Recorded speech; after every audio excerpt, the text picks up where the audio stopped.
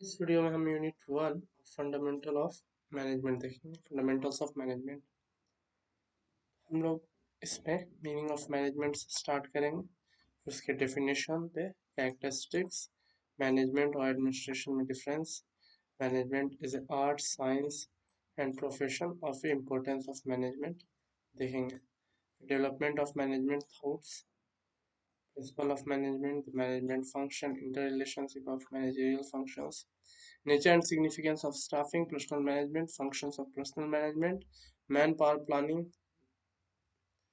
जिसको आजकल हम ह्यूमन रिसोर्स के नाम से जानते हैं, तो human resource planning, process of human resource planning, recruitment किस तरीके से हम करेंगे, selection, promotion, seniority versus merit, training objectives and other types of training देखेंगे। स्टार्ट करते हैं। सबसे पहले हम डेफिनेशन ऑफ मैनेजमेंट देख लेते हैं। मैनेजमेंट एक प्रोसेस होता है प्लानिंग का, ऑर्गेनाइजिंग का, directing and controlling resources, activities and people within an organisation to achieve specific objective. Management majorly है किस तरीके से हम प्लान करते हैं, ऑर्गेनाइज करते हैं, डायरेक्ट करते हैं और कंट्रोल करते हैं चीज़ों को, रिसोर्सेज को, एक्टिविटीज को, और एक ऑर्गेनाइजेशन में जिससे हम स्पेसिफिक ऑब्जेक्टिव्स को अचीव कर पाए, यानी जो गोल है कंपनी का उसको हम अचीव कर पाए using different processes by managing different things. ये इसमें क्या क्या चीज़ आता है, डिसीजन मेकिंग आता है, प्रॉब्लम सॉल्विंग आता है, ensuring that all effort are coordinated towards a common goals, और इस चीज़ को मेक श्योर करना होता है कि जितना भी एफर्ट्स लग रहा है वो एक कॉमन गोल की तरफ लग रहा है, उसको मीट करने में लग रहा है ऑर्गेनाइजेशन का। इफेक्टिव मैनेजमेंट रिक्वायर करता है लीडरशिप स्किल्स होना चाहिए, एडेप्टेबिलिटी होना चाहिए यानी एडेप्ट कर सके चेंजेस को, और कमिटमेंट होना चाहिए कि ऑप्टिमाइज करना है यूज ऑफ अवेलेबल रिसोर्सेज। हम कम से कम रिसोर्सेज में किस तरीके से ज्यादा चीजों को डिलीवर कर पाए। अब ट्रेडिशनल डेफिनेशन ऑफ मैनेजमेंट क्या है? तो ट्रेडिशनल डेफिनेशन ऑफ मैनेजमेंट जो CS जॉर्ज थे, उन्होंने कहा था कि मैनेजमेंट कंसिस्ट करता है getting things done through others, like किस तरीके से तुम डिफरेंट चीजों को यूज करके अपने काम को करवा सकते हो। तो ये होता है management consist of getting things done through others. Manager कौन होता है? मैनेजर वो होता है जो एकम्प्लिश करता है, कंप्लीट करता है ऑब्जेक्टिव्स को, गोल्स को, किस तरीके से? Bye directing efforts of others. दूसरों के एफर्ट को ये डायरेक्ट करता है। एफर्ट तो बहुत सारे लोग कर रहे हैं, लेकिन एक उस एफर्ट को एक राइट डायरेक्शन देता है जिससे कि गोल ऑर्गेनाइजेशन का कंप्लीट हो सके। उसके बाद हेनरी फोयल थे जो फ्रेंच माइनिंग इंजीनियर थे, और इनको founding father of management theory भी कहा जाता है। वो कहते हैं कि मैनेजमेंट क्या है? मैनेजमेंट है फोरकास्टिंग और प्लानिंग, कि तुम किसी काम को करने से पहले उसको फोरकास्ट करो, प्लान करो कि कौन सा चीज कब होगा, कैसे होगा, कौन करेगा, नहीं करेगा, everything comes under forecast and planning. Then to organise, अब ऑर्गेनाइज करो हर चीज को, कहाँ से तुम्हारा रिसोर्सेज आएगा, कहाँ से मैन पावर आएगा, कहाँ पर इंफ्रास्ट्रक्चर डेवलप किया जाएगा, तो हर चीज ऑर्गेनाइजेशन के अंदर फिर आएगा। उसके बाद कमांड, यानी तुम ऑर्डर दो लोगों को, डायरेक्शन दो कि किस तरीके से लोग काम करेंगे। फिर कोऑर्डिनेट, हर बंदा जो है ऑर्गेनाइजेशन में एक दूसरे के साथ कोऑर्डिनेटेड वे में काम करेगा, मिलजुल कर काम करेगा। ये नहीं कि मेरा ये काम है तो हम बस इसी स्कोप में काम करेंगे, इससे आगे हम नहीं बढ़ सकते। क्या मिलजुल के, क्या कोऑर्डिनेशन में काम होना चाहिए, और उसके बाद मॉनिटर करना चीजों को। तो मैनेजर क्या होता है? ऊपर से फिर मॉनिटर करता है कि हर चीज सही तरीके से हो रही या नहीं हो रही, नहीं हो रही तो किस तरीके से हम कौन सा स्टेप्स लेंगे जिससे वो काम होना शुरू हो जाए। तो उन्होंने ये 5 फंक्शन बताया, forecasting and planning, then organising, then commanding, then coordinating, and at the last controlling और मॉनिटरिंग। अब मैनेजमेंट का मीनिंग क्या है? मीनिंग ऑफ मैनेजमेंट है कोऑर्डिनेशन ऑफ रिसोर्सेज, कि रिसोर्सेज को किस तरीके से तुम कोऑर्डिनेट करते हो, किस तरीके से वेरियस रिसोर्सेज जैसे ह्यूमन, फाइनेंशियल, टेक्नोलॉजिकल को एक साथ कोऑर्डिनेट करके तुम ऑर्गेनाइजेशनल गोल को अचीव करते हो। दूसरा, अचीविंग ऑब्जेक्टिव्स। प्राइमरी पर्पस तो मैनेजमेंट का यही है कि इंश्योर करना कि ऑर्गेनाइजेशनल ऑब्जेक्टिव क्या अचीव हो इफेक्टिवली और एफिशिएंटली, सही तरीके से हो, और कम रिसोर्सेज का यूज होके ज्यादा से ज्यादा प्रॉफिट कंपनी बना पाए, ऑर्गेनाइजेशन बना पाए। नेक्स्ट, मैनेजमेंट में ही डिसीजन मेकिंग आता है, कि right decisions using info using insights and data और इनसाइट्स जो भी तुम्हारे पास अवेलेबल है उससे तुम राइट डिसीजन कैसे ले सकते हो, इन्फॉर्म डिसीजन कैसे ले सकते हो, स्ट्रेटेजिक प्लानिंग किस तरीके से कर सकते हो डे टू डे ऑपरेशंस का। प्रॉब्लम सॉल्विंग में है किस तरीके से प्रॉब्लम को तुम सॉल्व करते हो, जो भी प्रॉब्लम तुम्हारे पास आ रहा है उसको किस तरीके से तुम आइडेंटिफाई करके सॉल्व करते हो। नेक्स्ट है ऑप्टिमल यूटिलाइजेशन ऑफ रिसोर्सेज, किस तरीके से रिसोर्स का ऑप्टिमल यूटिलाइजेशन करते हो, यानी कम से कम रिसोर्स में ज्यादा से ज्यादा प्रॉफिट किस तरीके से हम कर सकते हैं या ज्यादा से ज्यादा आउटपुट आ सकता है और कम से कम वेस्ट हमको करना है। नेक्स्ट है ऑप्टिमल यूटिलाइजेशन ऑफ रिसोर्सेज के बाद इन्फ्लुएंस एंड लीडरशिप, मैनेजमेंट में ही आता है किस तरीके से इन्फ्लुएंस करना है और लीड करना है इंडिविजुअल और ग्रुप को to work towards common goals, किस तरीके से उनको मोटिवेट कर सकते हो, किस तरीके से उनको लीड कर सकते हो, किस तरीके से उनको डायरेक्ट कर सकते हैं। This all comes under influence in leadership. Next the point is adaptability, if some change if some if there is some change in market trend economy or you can say workplace, you have to be able to change to the you have to be able to adapt according to that changes, क्या तुमको changes के according क्या adapt करना आना चाहिए, वो adaptable होना चाहिए। कुछ भी इंटरनल या एक्सटर्नल इन्वायरमेंट हो तो क्या नेसेसरी एडजस्टमेंट क्या ऑर्गेनाइजेशनल स्ट्रेटेजी में कर पाए। इंटरनल क्या हो सकता है, कुछ कंपनी के अंदर किसी तरीके का डिस्प्यूट हुआ या कुछ प्रॉब्लम हुआ या कुछ बंदों ने कंपनी छोड़ दी तो उसको किस तरीके से मैनेज करोगे, अडेप्ट करोगे। और कंपनी के बाहर क्या इकोनॉमी में कुछ इन्फ्लेशन डिफ्लेशन हुआ, रिसेशन आया, मार्केट ट्रेंड चेंज हुआ, इंफ्रास्ट्रक्चर पोजीशन तुमको बदलना पड़ा, तो क्या this all comes under adaptability. A manager should be able to adaptable to new situations easily, वो नए सिचुएशन में आसान से एडेप्टेबिलिटी उसके अंदर होना चाहिए। Creating a team environment, management में ये आता है कि टीम इन्वायरमेंट टीम तुमको वर्क करना है।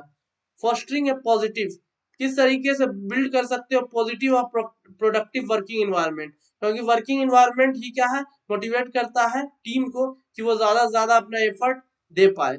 इफेक्टिव टीम इसी की वजह से क्या है बनता है। नेक्स्ट है continuous process, continuous process management एक बहुत ही कंटिन्यूअस प्रोसेस है।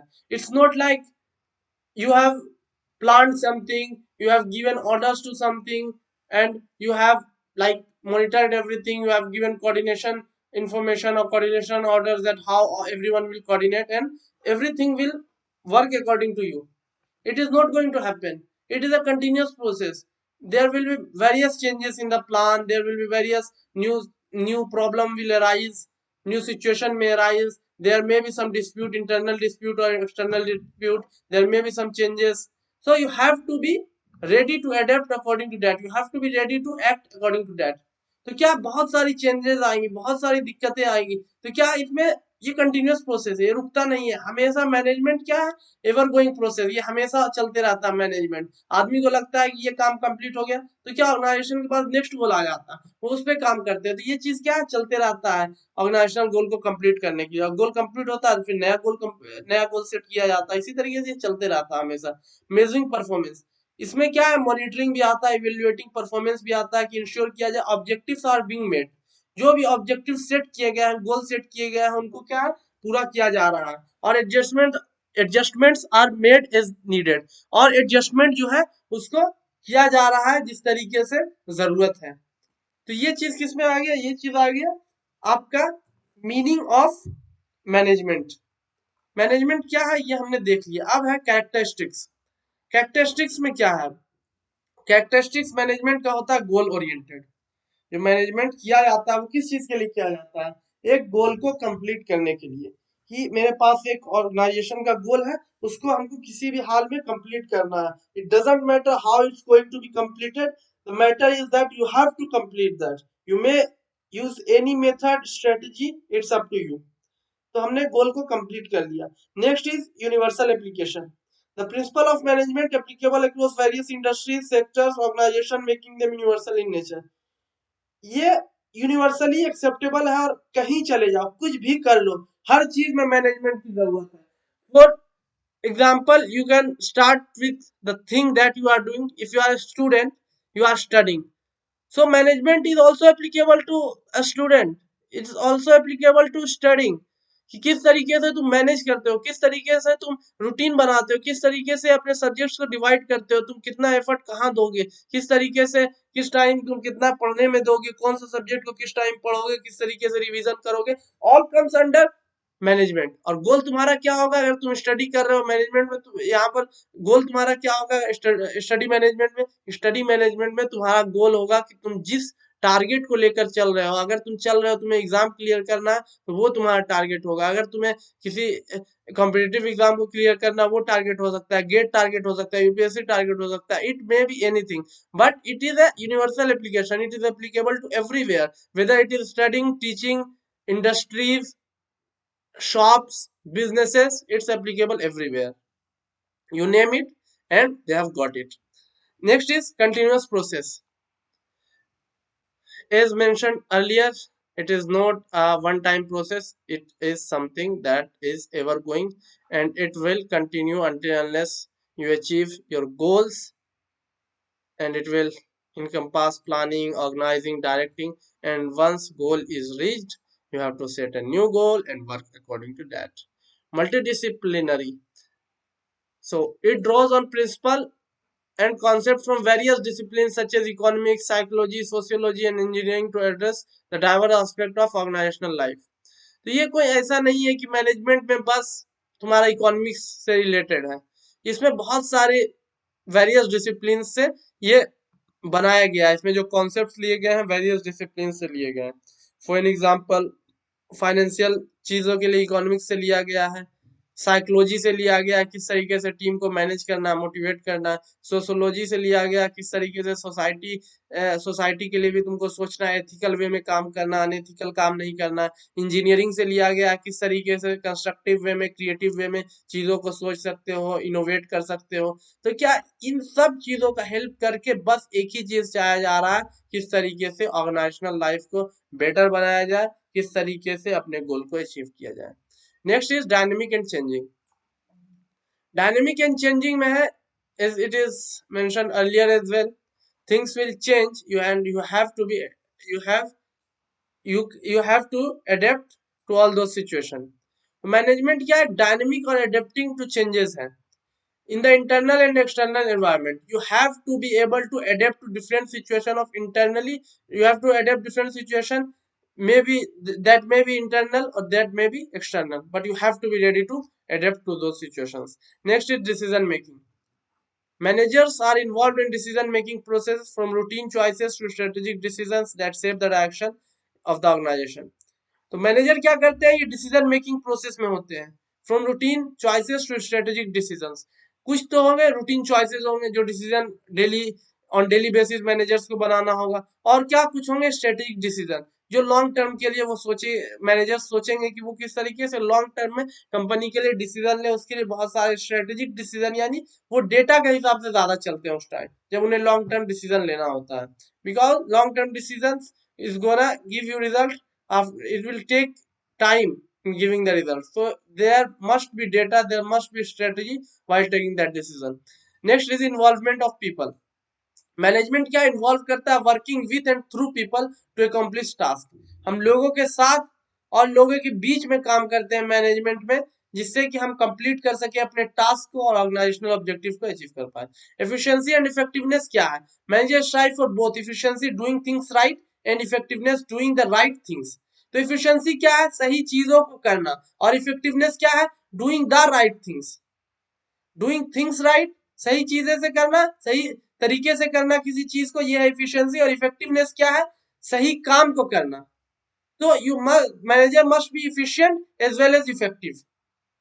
तो मैनेजर्स को दोनों चीज आना चाहिए, इफिशिएंसी भी आना चाहिए कि किस तरीके से सही चीज, किस तरीके से हम जो भी काम कर रहे हैं उसको सही तरीके से करें और सही चीज को करें।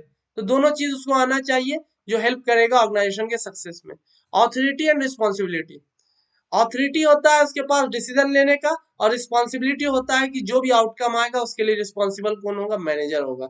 सो there is some accountability attached with the management, that the manager has the accountability is attached with the manager, that the manager is responsible for that, the manager is accountable for all the decisions that have taken, and the board members or the stakeholder will ask only the manager, that why we are not getting profit. They are not going to ask with every employee of the company. They are only going to ask from the manager. So manager is a very important, like in management, manager is the one who manages all things. So he is very crucial part, and he has, if he has the authority, he has responsibility as well. So he have to take everything in a very balanced way. Next one is balance of short term and long term goals. Like short term goals and long term goals के बीच में balance होना चाहिए. हम ये नहीं हो कि सिर्फ लॉन्ग टर्म गोल्स के बारे में सोच रहा है और शॉर्ट टर्म गोल में कंपनी पैसा नहीं बना पा रही. तो there must be balance. You must be able to generate profit in short term as well as you have to think for the long term as well. It should not be there that if you are earning 5,000 rupees per day, if you have created the company, but if you will not think for the long term, you will there may be a time that even after 5 years you may be earning only 5,000, or maybe that 5,000 may decrease to 3,000 or 2,000 per day. So there must be a balance between short term and long term goals that will help the organization to get succeeded. Next one is, what is the difference between management and administration? How the both things are different. So we will cover this in this thing. So the first one is nature of work. Management is execution and making things happen, and administration is establishment of policies and setting objectives. तो management का काम ज्यादातर होता है execution में, और चीजों को, जो भी चीजें सोची गई है उसको करवाने में. इसका काम ज्यादा एग्जीक्यूशन में होता है, और मेकिंग थिंग्स हैपन, कि वो चीजें किस तरीके से एग्जिस्टेंस में आए. जबकि एडमिनिस्ट्रेशन जो है ये हायर लेवल की होती है, ये ज्यादा ब्रॉड सोचती है. इनका काम होता है पॉलिसीज को बनाना, इस्टेब्लिश करना और ऑब्जेक्टिव को सेट करना, that what will be the objective on which the organization is going to work. Next one is levels of authority. तो मैनेजमेंट क्या लोअर लेवल ऑफ ऑथोरिटी पे काम करेगी, एग्जीक्यूशन के लिए करवाएगी, और एडमिनिस्ट्रेशन क्या हायर लेवल ऑफ ऑथोरिटी पे काम करेगी और डिसीजन मेकिंग ज्यादा करेगी कि डिसीजन क्या लेना, ऑब्जेक्टिव क्या होगा. तो ये सब एडमिनिस्ट्रेशन के अंदर आएगा. फोकस ऑन गोल्स, ये स्पेसिफिक गोल और ऑब्जेक्टिव को फोकस करती है मैनेजमेंट, और ये क्या ओवरऑल डायरेक्शन और कोऑर्डिनेशन को मैनेज करती है. ओवरऑल डायरेक्शन और कोऑर्डिनेशन को कौन मैनेज करता है? ओवरऑल डायरेक्शन और कोऑर्डिनेशन को मैनेज करेंगे तुम्हारे administrative personal. Next one is decision making. तो decision making management day to day करता है, और ये लॉन्ग टर्म प्लानिंग और डिसीजन मेकिंग करती है एडमिनिस्ट्रेशन. स्कोप ऑफ एक्टिविटीज में क्या है? ये ऑपरेशनल है और एग्जीक्यूशन ऑफ प्लान्स है. ये स्ट्रेटेजिक ज्यादा सोचती है, फॉर्मुलेशन ऑफ पॉलिसीज, और क्या है, एक सेकेंड, तो ये क्या है, स्ट्रेटेजिक है, फॉर्मुलेशन ऑफ पॉलिसीज है, और क्या ओवरऑल डायरेक्शन के में ये देखती है कि ओवरऑल डायरेक्शन किस तरीके से होगा. Next one is time orientation. तो ये क्या है, शॉर्ट टर्म एंड इमीडिएट पे मैनेजमेंट क्या है, शॉर्ट टर्म और इमीडिएट इनका टाइम ओरिएंटेशन कम होता है, और एडमिनिस्ट्रेशन का टाइम ओरिएंटेशन क्या है, ज्यादा होता है, लॉन्ग टर्म होता है. और ये क्या फ्यूचर ओरिएंटेड चीजें सोचती है, यानी इसका टाइम का जो पीरियड होता है ये ज्यादा होता है इसमें, एडमिनिस्ट्रेशन में और मैनेजमेंट में कम होता है. मैनेजमेंट क्या ज्यादा फ्लेक्सिबल और एडेप्टेबल होता है चेंजेस में, और इसमें क्या फ्लेक्सिबिलिटी उतना नहीं होता है एडमिनिस्ट्रेशन में. ये tends to be more rigid in its approach, ये बहुत ज्यादा रिजिड होती है एडमिनिस्ट्रेटिव प्रोसेस में. इसमें उतना ज्यादा आपको फ्लेक्सिबिलिटी नहीं मिलता है जब आप पॉलिसीज वगैरह बनाते हैं. तो नेचर ऑफ स्किल्स इसमें कैसा होता है, इंटरपर्सनल और लीडरशिप स्किल्स आना चाहिए अगर कोई मैनेजर है, और कोई एडमिनिस्ट्रेटर है तो स्ट्रेटेजिक थिंकिंग आना चाहिए, किस तरीके से स्ट्रेटेजिकली चीजों को सोचे, और डिसीजन मेकिंग स्किल्स उसके अंदर होनी चाहिए अच्छी. हायरार्की क्या है, लोअर लेवल पे मिलता है ये, और इसका क्या है, ये टॉप लेवल एग्जीक्यूटिव में मिलता है. इम्प्लीमेंटेशन किस तरीके से होता है, ये रिस्पॉन्सिबल होता है इम्प्लीमेंटिंग पॉलिसीज को इम्प्लीमेंट करने के लिए, और ये क्या करता है, सेट करता है पॉलिसी और एक्सपेक्ट करता है मैनेजमेंट को कि वो मैनेजमेंट इम्प्लीमेंट करे. अब मैनेजमेंट एज एन आर्ट क्या है ये देखेंगे, साइंस क्या है, प्रोफेशन क्या है. मैनेजमेंट एज एन आर्ट है, creative skill. Like art, management involves a creative application of skills to achieve specific goals and solve problems.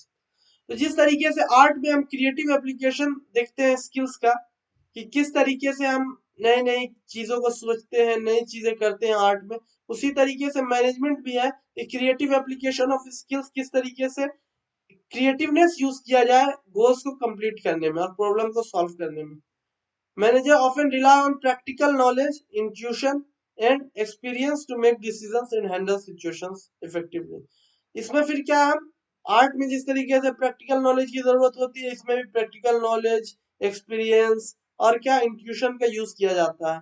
Personal expression, manager में have their own style and approaches. Art में जिस तरीके से हर का personal expression अलग होता है, चीजों को करने का तरीका अप्रोच अलग होता है, मैनेजमेंट हर मैनेजर का क्या हो सकता है, अलग अलग स्टाइल और अप्रोच होता है जो डिग्री ऑफ पर्सनल एक्सप्रेशन को दिखाता है उनके मैनेजमेंट प्रैक्टिसेस में। उसके बाद फिर क्या है, आर्ट क्या है, कंटिन्यूअस इंप्रूवमेंट आर्ट में चाहिए होता है। आर्ट एक बार अगर किसी बंदे ने ये आर्ट बनाया किसी तरीके का, किसी बंदे ने ये घर बनाया फॉर एन एग्जाम्पल, ये तो है नहीं वो कितना ही बड़ा पेंटर हो कि वही घर क्या है, हर बंदा वही घर बनाएगा। लोग क्या है, इसमें कंटिन्यूअसली इंप्रूव करेंगे, इसमें क्या नई चीजें जोड़ेंगे, हो सकता है कोई बंदा डोर जोड़ दे, कोई बंदा क्या विंडो जोड़ दे, कोई बंदा क्या इसको कलर कर दे, तो क्या ये सब चीजें चलती रहती है। तो क्या आर्ट जिस तरीके से कंटिन्यूअसली इंप्रूव होते रहता है, मैनेजमेंट भी क्या है कंटिन्यूअसली रिफाइन होते रहता है, इंप्रूव होते रहता है कंटिन्यूअस प्रैक्टिस और लर्निंग से। Subjective evaluation. Success in management can be subjectively evaluated, as different managers may achieve similar outcomes through different modes. क्या सब्जेक्टिव इवेल्युएशन में क्या एक ही चीज को बहुत तरीके से किया जा सकता है, तो उसका क्या सब्जेक्टिव इवेल्युएशन होना चाहिए। आर्ट को तुम क्या उस तरीके से इवेल्युएट नहीं कर सकते हो। आर्ट क्या लोग बहुत तरीके से बनाते हैं, उनके पीछे उसका बहुत पर्सपेक्टिव रहता है, तो क्या उस चीज को देखना पड़ेगा, तो सब्जेक्टिव इवेल्युएशन करना पड़ेगा इंस्टीड ऑफ क्या क्वांटिटिव या फिर क्या क्वांटिटिव एवेल्युएशन ना करवा के। उसके अंदर क्या क्वालिटी उसके अंदर हमको देखना चाहिए, क्वालिटेटिव इवेल्युएशन उसका होना चाहिए। अब ऐसे साइंस क्या होगा, आर्ट तो हमने देख लिया, सब्जेक्टिव इवेल्युएशन हुआ, कंटिन्यूअस इंप्रूवमेंट हुआ, प्रैक्टिकल नॉलेज था, पर्सनल एक्सप्रेशन था, क्रिएटिव स्किल था। नेक्स्ट है मैनेजमेंट एज साइंस में है, ये सिस्टमेटिक है। साइंस में क्या होता है, सिस्टमेटिक प्रिंसिपल होता है। अब किसी चीज को फॉर एग्जांपल, जो तुम्हारा एक प्रोसेस होता है चीजों को सेपरेट करने का, अगर हमको कुछ स्टोन्स एडेड है हमारे राइस में, तो क्या है, उसको हमारा एक सिस्टमेटिक प्रोसेस होता है, उसके थ्रू हम उसे करते हैं। सबसे पहले क्या है, उसको हम ये करेंगे, क्या बोलते हैं, उसको सेपरेट करेंगे, उनके बीच में स्पेस बनाएंगे, उसको एक ब्रॉडर स्पेस पर क्या उसे फैलाएंगे। उसके बाद फिर क्या है, उसको अलग कर, दो तरीका हो सकता है, एक तो उसको चुनेंगे, या फिर क्या है उसमें फिजिक्स थोड़ा हम क्रिएटिवनेस अपना लगा के क्या करेंगे, उसमें कोई ऐसा मेथड लगाएंगे जिससे क्या है, ये हो कि जैसे अब चावल का क्या है, चावल का डेंसिटी अगर ज्यादा है स्टोन से, या स्टोन ज्यादा भारी है चावल से, तो हम क्या करेंगे, उसको ऊपर से क्या है फेंका जाएगा, तो उससे क्या होगा, जो स्टोन होगा वो क्या है थोड़ा दूसरे डायरेक्शन में दूसरे प्लेस पे गिरेगा, और क्या है तुम्हारा चावल क्या है दूसरे जगह पे गिरेगा। तो यहाँ क्या systematic principle, systematic approach use करते हैं, जैसे प्लानिंग किए पहले, फिर ऑर्गेनाइज किए, फिर डायरेक्ट किए चीजों को, फिर उसके बाद उनको कंट्रोल किए। काउज एंड इफेक्ट रिलेशनशिप क्या होता है, साइंटिफिक मेथड या use to identify cause and effect relationship. Science में क्या होता है, किसी चीज को करते हैं तो उसका काउज इफेक्ट आता है एंड रिलेशनशिप आता है। फॉर एन एग्जाम्पल, हमने हथौड़ा मारा तो उसका एंड इफेक्ट क्या आएगा, नेल पर अगर मैंने हैमरिंग किया तो उसका क्या होगा, उसका पहला तो काउज होगा। काउज क्या होगा, every action has equal and opposite reaction. जब अंदर वो जाएगा तो उतना ही, जब उसे मारा जाएगा तो क्या है, वो नेल को तो अंदर करेगा, लेकिन वो क्या स्ट्राइक बैक उतना ही एक्शन क्या है हैमर पे भी लगेगा जो उसे पीछे करेगा। तो इस प्रोसेस में होता है क्या, हैमर तो पीछे आता है स्ट्राइक होने के बाद, लेकिन नेल अंदर चला जाता है। तो एंड प्रोसेस क्या हुआ, एंड प्रोसेस हुआ कि जो मेरा ऑब्जेक्टिव था, नेल को हम चाहते थे कि वो क्या पेनेट्रेट करे वॉल में, वो चीज तो मेरा इससे कंप्लीट हो गया। तो ये चीज है कि किस तरीके से हम काउज एंड इफेक्ट रिलेशनशिप का यूज कर सकते हैं, प्रिडिक्शन और कंट्रोल कर सकते हैं आउटकम्स को। नेक्स्ट है ऑब्जेक्टिव अप्रोच। ऑब्जेक्टिव अप्रोच है कि मैनेजमेंट साइंस एम करता है ऑब्जेक्टिविटी के लिए, और ऑब्जेक्टिविटी को जो वो अचीव करता है वो डेटा से ऑब्जेक्टिविटी को अचीव करता है, रिसर्च से और इंपेरिकल एविडेंस से, जिससे इंफॉर्म डिसीजन मेकिंग हो। तो इसमें क्या है, गोल सेट करके हम चीजों को करते हैं साइंस में, कि हमारा क्या एक ऑब्जेक्टिव होता है, हम कुछ एम करते हैं, उसके हिसाब से फिर उस पर प्रोसेस करते हैं, और उसके बाद देखते हैं कि whether the aim that we have taken we are able to complete it or not, and if we are not able to complete it we choose the next method. The same thing happens with management as well. तो हमारा क्या एक objective approach होता है, हम अपने objective को पूरा करने के लिए काम करते हैं। Next one is universal applicability. तो साइंस क्या हर जगह एप्लीकेबल होता है, कहीं चले जाओ, you go anywhere on the earth और maybe on any other planet, science तो क्या एप्लीकेबल होगा। अब साइंस हो सकता है कहीं ग्रेविटी है तो साइंस बताता है कि ग्रेविटी है तो कोई भी चीज को ऊपर फेंका जाएगा तो नीचे आएगा, कहीं ग्रेविटी नहीं है तो क्या होगा, कहीं अगर ग्रेविटी नहीं है तो लोग क्या नीचे कोई चीज को ऊपर फेंकोगे तो नीचे नहीं आएगा, वो क्या जितना फोर्स से फेंकोगे वो ऊपर ही जाता रहेगा। तो ये चीज है, तो यूनिवर्सल जिस तरीके से साइंस एप्लीकेबल है ये भी क्या है, मैनेजमेंट भी हर जगह एप्लीकेबल है। ठीक है, इम्प्रूव कर देता है ऑर्गेनाइजेशनल प्रोसेस को। कंटिन्यूअस रिसर्च, साइंस क्या है, कंटिन्यूअसली साइंस में रिसर्च हो रहा है, ये नहीं है कि साइंस की एक किताब लिख दी गई, 10 किताब 20 किताब 30 किताब और क्या है उसके बाद इसको बंद करके रख दो साइंस कंप्लीट हो गया। साइंस जिस तरीके से इवॉल्व हो रही है, रिसर्चेस चल रहे हैं डेली, करोड़ों लोग क्या रिसर्च कर रहे हैं साइंटिस्ट, उसी तरीके से मैनेजमेंट भी क्या है, कंटिन्यूअस रिसर्च इसमें भी चलते रहता है। इसमें कभी आप ये नहीं कर सकते कि हाँ मैंने हर चीज को मैनेज कर दिया, अब there is no need to manage anything. तो ये क्या है, इसमें हमेशा रिसर्च क्या है, कंटिन्यूअसली चलते ही रहता है, न्यू थ्योरीज और मॉडल्स के डेवलपमेंट होते ही रहते हैं। Next one is management as a profession. तो हमने as an art as a science देख लिया, साइंस में क्या था, यूनिवर्सल एप्लीकेबिलिटी था, कंटिन्यूअस रिसर्च था, इसके बाद ऑब्जेक्टिव अप्रोच हम लेते थे, काउज एंड इफेक्ट रिलेशनशिप लेते थे, सिस्टमेटिक प्रिंसिपल्स लेते थे।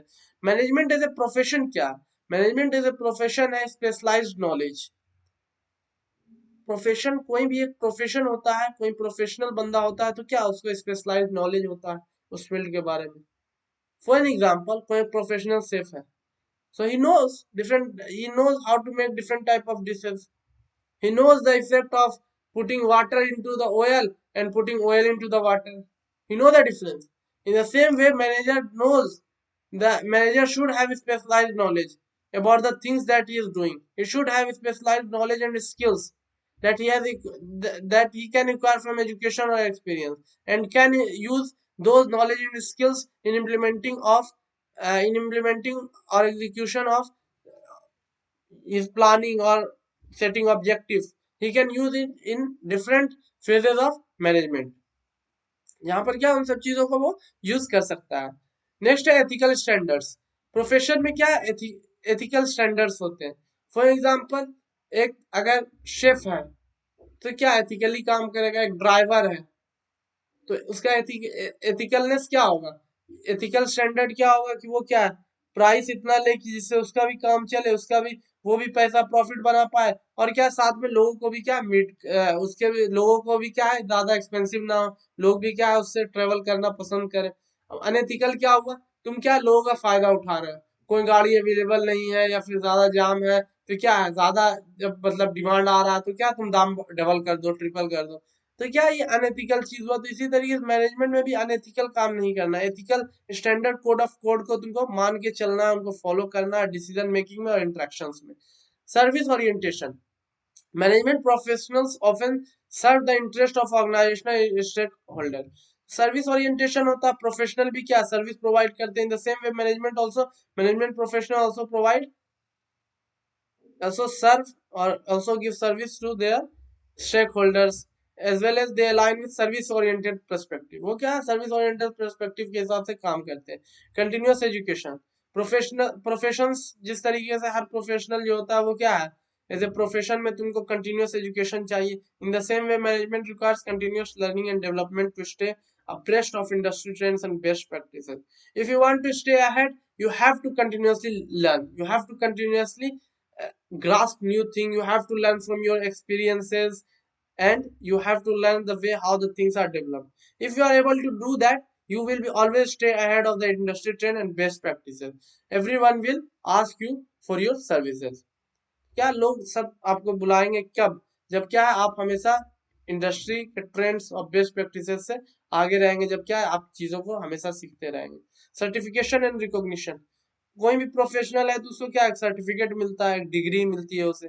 इन the same way management profession में सीख सर्टिफिकेशन, वो भी क्या सर्टिफिकेशन ले सकते हैं, रिकॉग्निशन ले सकते हैं रिलेवेंट प्रोफेशनल बॉडीज से, जो हेल्प करेगा, रीइंफोर्स करेगा और स्ट्रेंथन करेगा उनके कमिटमेंट को उस फील्ड में जिस फील्ड में वो है। ठीक है। इंपॉर्टेंस ऑफ मैनेजमेंट क्या है?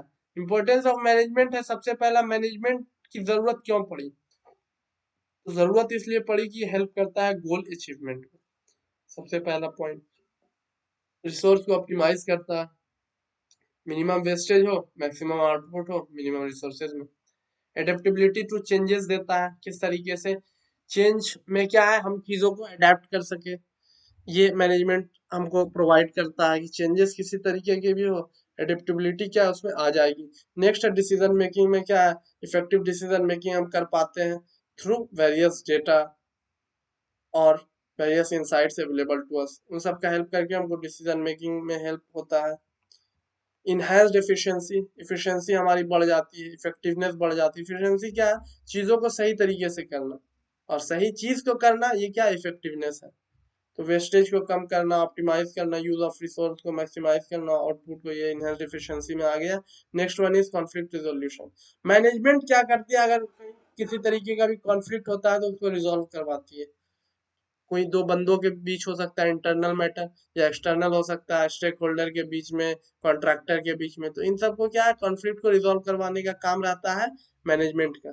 वो एक की रोल प्ले करता है, आइडेंटिफाई करता है और रिजोल्व करता है conflict within the organization और maybe without, maybe the external externality of the organization. अगर ऑर्गेनाइजेशन के बाहर विद इन इनसाइड ऑर्गेनाइजेशन भी और आउटसाइड ऑर्गेनाइजेशन दोनों में क्या है कंफ्लिक्ट मैनेज करता है वो। इनोवेशन एंड क्रिएटिविटी, अगर आप मैनेजमेंट करते हैं तो इनोवेशन एंड क्रिएटिविटी दोनों चीज क्या है आपको हेल्प करती है सही डिसीजन लेने में, इंप्रूवमेंट में और कम्पिटेटिवनेस में। इम्प्लॉय मोटिवेशन, मैनेजमेंट क्या एम्प्लॉय को मोटिवेट कर, मैनेजमेंट क्या एम्प्लॉय को मोटिवेट करवाता है कि किस तरीके से एम्प्लॉय मोटिवेटेड रहे towards one goal, and also we have to think about their productivity, that how we can increase their productivity and that they should be satisfied with their job। ये चीज भी मैनेजर को ख्याल रखना पड़ता है। Next one is risk management. Risk management है कि किस तरीके से आप रिस्क को एसेस करते हैं, रिस्क को कंट्रोल करते हैं और रिस्क को रिपोर्ट करते हैं, ये सब इसमें आएगा। Next one is organizational success. Management क्या हेल्प करता है ऑर्गेनाइजेशन का सक्सेस में, वो कंट्रीब्यूट करता है ओवरऑल सक्सेस में और सस्टेनेबिलिटी की, आगे भी किस तरीके से ऑर्गेनाइजेशन इसी तरीके से काम को करते रहे। Next one is management principles. Management principle as formulated by Henry Fayol provide a fundamental framework। Management principle क्या एक फंडामेंटल फ्रेमवर्क देता है for effective organizational management, effectively organization को किस तरीके से मैनेज किया जाएगा। इसमें क्या इंक्लूड होता है डिवीजन ऑफ लेबर, इस लेबर को किस तरीके से डिवाइड करोगे, इफिशियंसी किस तरीके से आएगा। अब एक बंदे पर पूरा तुम क्या है जोर डाल दो तो इफिशियंसी तो आएगा नहीं, कुछ दिन हो सकता है काम करे नहीं करे थक जाए तो इससे इफिशियंसी लूज होगा। और ये भी ना हो कि कोई बंदा को खाली छोड़ दिया सिर्फ पैसा दे रहा और वो काम नहीं कर रहा, तो क्या है डिवीजन ऑफ लेबर अच्छे से करना पड़ेगा। Alignment of authority with corresponding responsibility to maintain organizational balance, align करना पड़ेगा अथॉरिटी को करस्पॉन्डिंग रिस्पॉन्सिबिलिटी के साथ, जिससे कि ऑर्गेनाइजेशनल बैलेंस बना रहे। जो बंदा जो काम कर रहा है उसको उस चीज के लिए अकाउंटेबल बनाया जाएगा, यार कुछ गलती हो रही है भाई तुम इसके लिए जिम्मेदार होगे। इसीलिए क्या लोग क्या सही तरीके से अपना काम करेंगे। इंपॉर्टेंस ऑफ डिसिप्लिन बहुत जरूरी है कि लोग क्या है डिसिप्लिन वे में काम करें, जो रूल्स है उनको फॉलो करें। Unity of command ensures a clear chain of communication. Unity of command क्या है कि एक क्लियर चैन ऑफ कम्युनिकेशन हो, सब क्या है जो भी डायरेक्शन आए वो क्या है सबको क्लियर हो। और अगर किसी को प्रॉब्लम है तो क्या उस टाइम पे वो ऑब्जेक्ट करे कि that thing is not clear to me, please explain me again. तो यूनिटी ऑफ कमांड से ये फायदा होता है कि क्लियर कम्युनिकेशन में वो हेल्प करता है जिससे मिस कम्युनिकेशन ना हो और फर्दर लॉस ऑफ ऑर्गेनाइजेशन ना हो। यूनिटी ऑफ डायरेक्शन क्या होता है, ये एम्फसाइज करता है need for singular organizational plan, कि ऑर्गेनाइजेशन का क्या सिंगल प्लान होना चाहिए, एक डायरेक्शन में काम करे, और कमांड क्या है एक कमांड पे काम करे।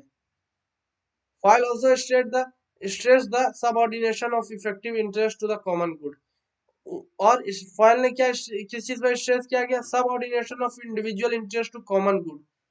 तो क्या जितने भी लोग हैं वो क्या सबऑर्डिनेट करें individual interest to the common good, उनका भी फायदा हो और क्या कंपनी का भी फायदा हो, डबल क्या विन विन सिचुएशन होना चाहिए।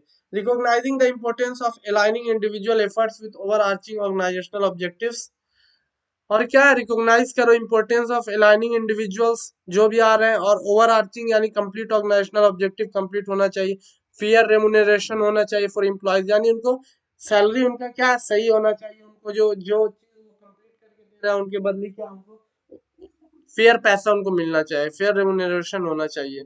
Consideration of centralized and decentralized based on task nature, क्या सेंट्रलाइज्ड और डिसेंट्रलाइज्ड पे क्या कंसीडर तुमको करना चाहिए, किस तरीके का कौन टास्क कर रहा है, कौन काम सेंट्रलाइज्ड है कौन डिसेंट्रलाइज्ड है। Adherence to clear scalar chain of command, और क्या रूल को फॉलो करो जो भी ऊपर कमांड से आ रहा, और principle of order in the work place, round out this principle, और प्रिंसिपल ऑफ ऑर्डर होना चाहिए वर्क प्लेस में। और ऑर्डर क्या होता है, ऑर्डर होता है the workplace should be organize for maximum efficiency. तो वर्क प्लेस क्या है, ऑर्गेनाइज होना चाहिए मैक्सिमम एफिशिएंसी के लिए, with a place for everything and everything its in its place.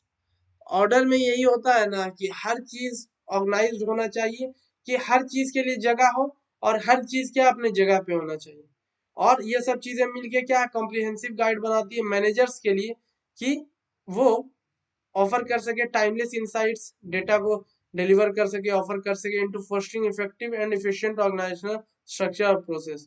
जो भी ऑर्गेनाइजेशन का स्ट्रक्चर और प्रोसेस है इफिशिएंटली और इफेक्टिवली क्या है उनमें क्या है वो ऑफर कर पाए।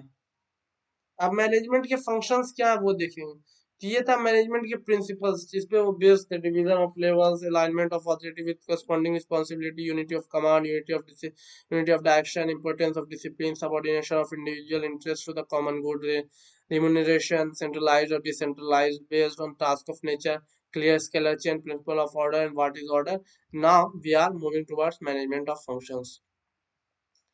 तो मैनेजमेंट करती क्या क्या, इसके फंक्शंस क्या क्या है, तो 10 फंक्शंस हम पहले देख लेते हैं, उसके बाद देखेंगे डेवलपमेंट ऑफ मैनेजमेंट काउंट किस तरीके से हुआ था। सबसे पहला क्या है मैनेजमेंट फंक्शंस में, पहला है प्लानिंग। सबसे पहले तो क्या है प्लानिंग होगा, गोल को सेट किया जाएगा और स्ट्रेटजीज जो भी रहेंगी उनको क्या है डिफाइन किया जाएगा, आउटलाइन किया जाएगा टास्क को कि अचीव किस तरीके से किया जाए ऑर्गेनाइजेशनल ऑब्जेक्टिव्स को। नेक्स्ट है ऑर्गेनाइज किया जाएगा, चीज़ों को स्ट्रक्चर किया जाएगा, अरेंज किया जाएगा रिसोर्स को, टास्क को और पीपल को कि किस तरीके से प्लान को इफेक्टिवली इम्प्लीमेंट किया जाए। डायरेक्टिंग फिर है किस तरीके से गाइड करोगे मोटिवेट करोगे एम्प्लॉयज को टू कैरी आउट टास्क कि वो काम कर सके अचीव कर सके ऑर्गेनाइजेशनल गोल। डायरेक्ट करने के बाद उनको डायरेक्शन देने के बाद उनको कंट्रोल किया जाएगा, मॉनिटर किया जाएगा, इवेल्युएट किया जाएगा ऑनगोइंग एक्टिविटीज में to ensure they align with organizational goal कि क्या ऑर्गेनाइजेशनल का जो गोल है उसको उसके साथ वो अलाइन हो रहा है या नहीं हो रहा है। मेकिंग एडजस्टमेंट इज नेसेसरी, और जैसा जरूरत है उसके हिसाब से क्या एडजस्टमेंट बनाना पड़ेगा। कंट्रोल करने के बाद क्या कोऑर्डिनेट करवाना पड़ेगा। Harmonizing and integrating different activities and resources to facilitate the smooth functioning of the organizational. इसमें क्या कोऑर्डिनेट करवाना पड़ेगा, हार्मोनाइज करवाना पड़ेगा, एक हर एक्टिविटी को क्या इंटीग्रेट करवाना पड़ेगा, डिफरेंट एक्टिविटीज को इंटीग्रेट कराना पड़ेगा कि smooth functioning of the organizational क्या होता रहे। इस चीज पे क्या हमें ध्यान देना है, स्मूथ फंक्शनिंग बहुत जरूरी है। स्टाफिंग क्या है, एक्वायरिंग ट्रेनिंग। अब क्या मैनेजमेंट में ही आता है कि उनको किस तरीके से हम ट्रेन करते हैं, किस तरीके से अगर कोई नई चीज उन्हें सिखानी है, कोई नए प्रोजेक्ट पे काम करवाना तो उन्हें ट्रेनिंग पहले दिया जाए। अगर हम ट्रेनिंग नहीं दे पाएंगे तो वो क्या है वो रिसोर्सेज को क्या है सही तरीके से यूटिलाइज नहीं कर पाएंगे। क्वालिफाइड पर्सनल से क्या है उनको ट्रेनिंग दिलाया जाए ऑर्गेनाइजेशन में। Next one is reporting. Keeping stakeholders informed about the organizational performance through communication and reporting mechanism. Staffing के बाद क्या रिपोर्टिंग किया जाएगा जिससे जो भी स्टेक होल्डर शेयर होल्डर है उनको क्या है ऑर्गेनाइजेशन के परफॉर्मेंस के बारे में क्या है पता चलता रहा है कम्युनिकेशन और रिपोर्टिंग मैकेनिज्म से। बजटिंग क्या करता है, बजटिंग क्या एलोकेट करता है financial resources to various activities and projects in line with overall organizational plan.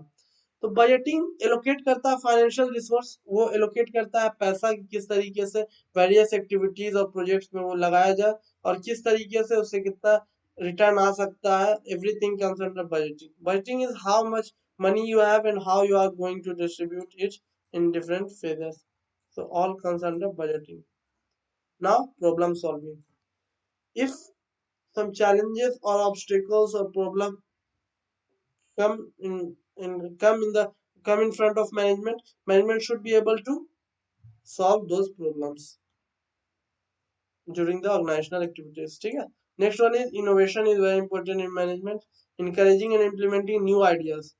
पहले तो इंकरेज करो जो भी नया आइडिया लाता है, उसके बाद इम्प्लीमेंट भी करो न्यू आइडियाज और फीचर्स को, जिससे एफिशिएंसी बढ़े, प्रोडक्टिविटी बढ़े पूरे कंपनी की और कॉम्पिटिटिवनेस बढ़े. तो ये थी फंक्शंस, ये वो 10 फंक्शंस थे, ये वो 10 फंक्शंस थे जो ऑफन एट्रीब्यूटेड टू मैनेजमेंट, जो क्या एट्रीब्यूट किए जाते हैं मैनेजमेंट में कि ये फंक्शंस है. पियोनियर हेनरी फॉयल ने बताया था, हेनरी फॉयल जो ने क्या प्रोवाइड करता है, ये कॉम्प्रिहेंसिव फ्रेमवर्क.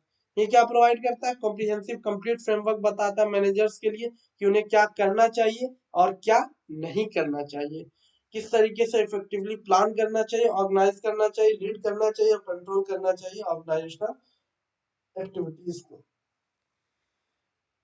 अब है डेवलपमेंट ऑफ मैनेजमेंट थाउट किस तरीके से हुआ, और उसके बाद inter relationship of managerial functions देखेंगे हम. मैनेजमेंट थाउट साइंटिफिक मैनेजमेंट किस तरीके से हुआ, एडमिनिस्ट्रेटिव मैनेजमेंट, दो इसके पार्ट हैं. डेवलप्ड बाय टेलर, यानी फ्रेडरिक टेलर ने साइंटिफिक मैनेजमेंट बताया था और इसने हेनरी फॉयल ने एडमिनिस्ट्रेटिव मैनेजमेंट बताया था. Developed by Taylor this approach focused on applying scientific method to improve efficiency in work process. उन्होंने बताया कि साइंटिफिक मेथड अगर हम अप्लाई करते हैं तो क्या होगा, इफिशिएंसी, वर्क प्रोसेस का इफिशिएंसी बढ़ जाएगा. ये इम्फेसाइज किया था, यानी जोर डाला था टाइम पर और मोशन स्टडीज पर. टाइम और मोशन किस तरीके से एक दूसरे से इंटरकनेक्टेड है उस पर इसने जोर डाला, और उसके बाद इसने स्टैंडर्डाइजेशन पे जोर डाला कि किस तरीके से अगर हम स्टैंडर्डाइजेशन कर देते हैं, स्टैंडर्ड में चीजों को करते हैं, मैनेजमेंट को एक स्टैंडर्ड प्रोसेस बना देते हैं, ये स्टैंडर्ड है इसी के हिसाब से करना है, तो क्या है चीजें क्या है बेहतर होगी. और careful selection and training of workers, कि पहले तो वर्कर को सही सिलेक्शन केयरफुली करो, सही वर्कर को लो और उसके बाद उनको ट्रेनिंग करो, ये नहीं कि किसी को भी क्या थोक के भाव में ले लिया. नेक्स्ट है administrative management. Administrative management by Henry foil क्या है, फॉयल्स प्रिंसिपल ऑफ मैनेजमेंट फोकस करता है एडमिनिस्ट्रेटिव फंक्शन पर. इंक्लूड प्लानिंग किस तरीके से हो, ऑर्गेनाइजेशन किस तरीके से हो, कमांडिंग हो, कोऑर्डिनेटिंग हो, कंट्रोलिंग हो. His work laid the foundation for understanding the roles of manager. ये क्या है, ज्यादा रोल ऑफ एडमिनिस्ट्रेशन पे ज्यादा दिया कि रोल ऑफ मैनेजर क्या होना चाहिए ऑर्गेनाइजेशन में, और ये क्या साइंटिफिक अप्रोच पे ज्यादा जोर दिया, किस तरीके से एफिशिएंसी वर्क प्रोसेस में इंक्रीज हो, स्टैंडर्डाइजेशन हो, केयरफुल सिलेक्शन हो, ट्रेनिंग हो. अब inter relationship of managerial functions देख लेते हैं कि किस तरीके से कनेक्टेड है, जो भी मैनेजर के फंक्शंस है वो एक दूसरे से किस तरीके से कनेक्टेड है.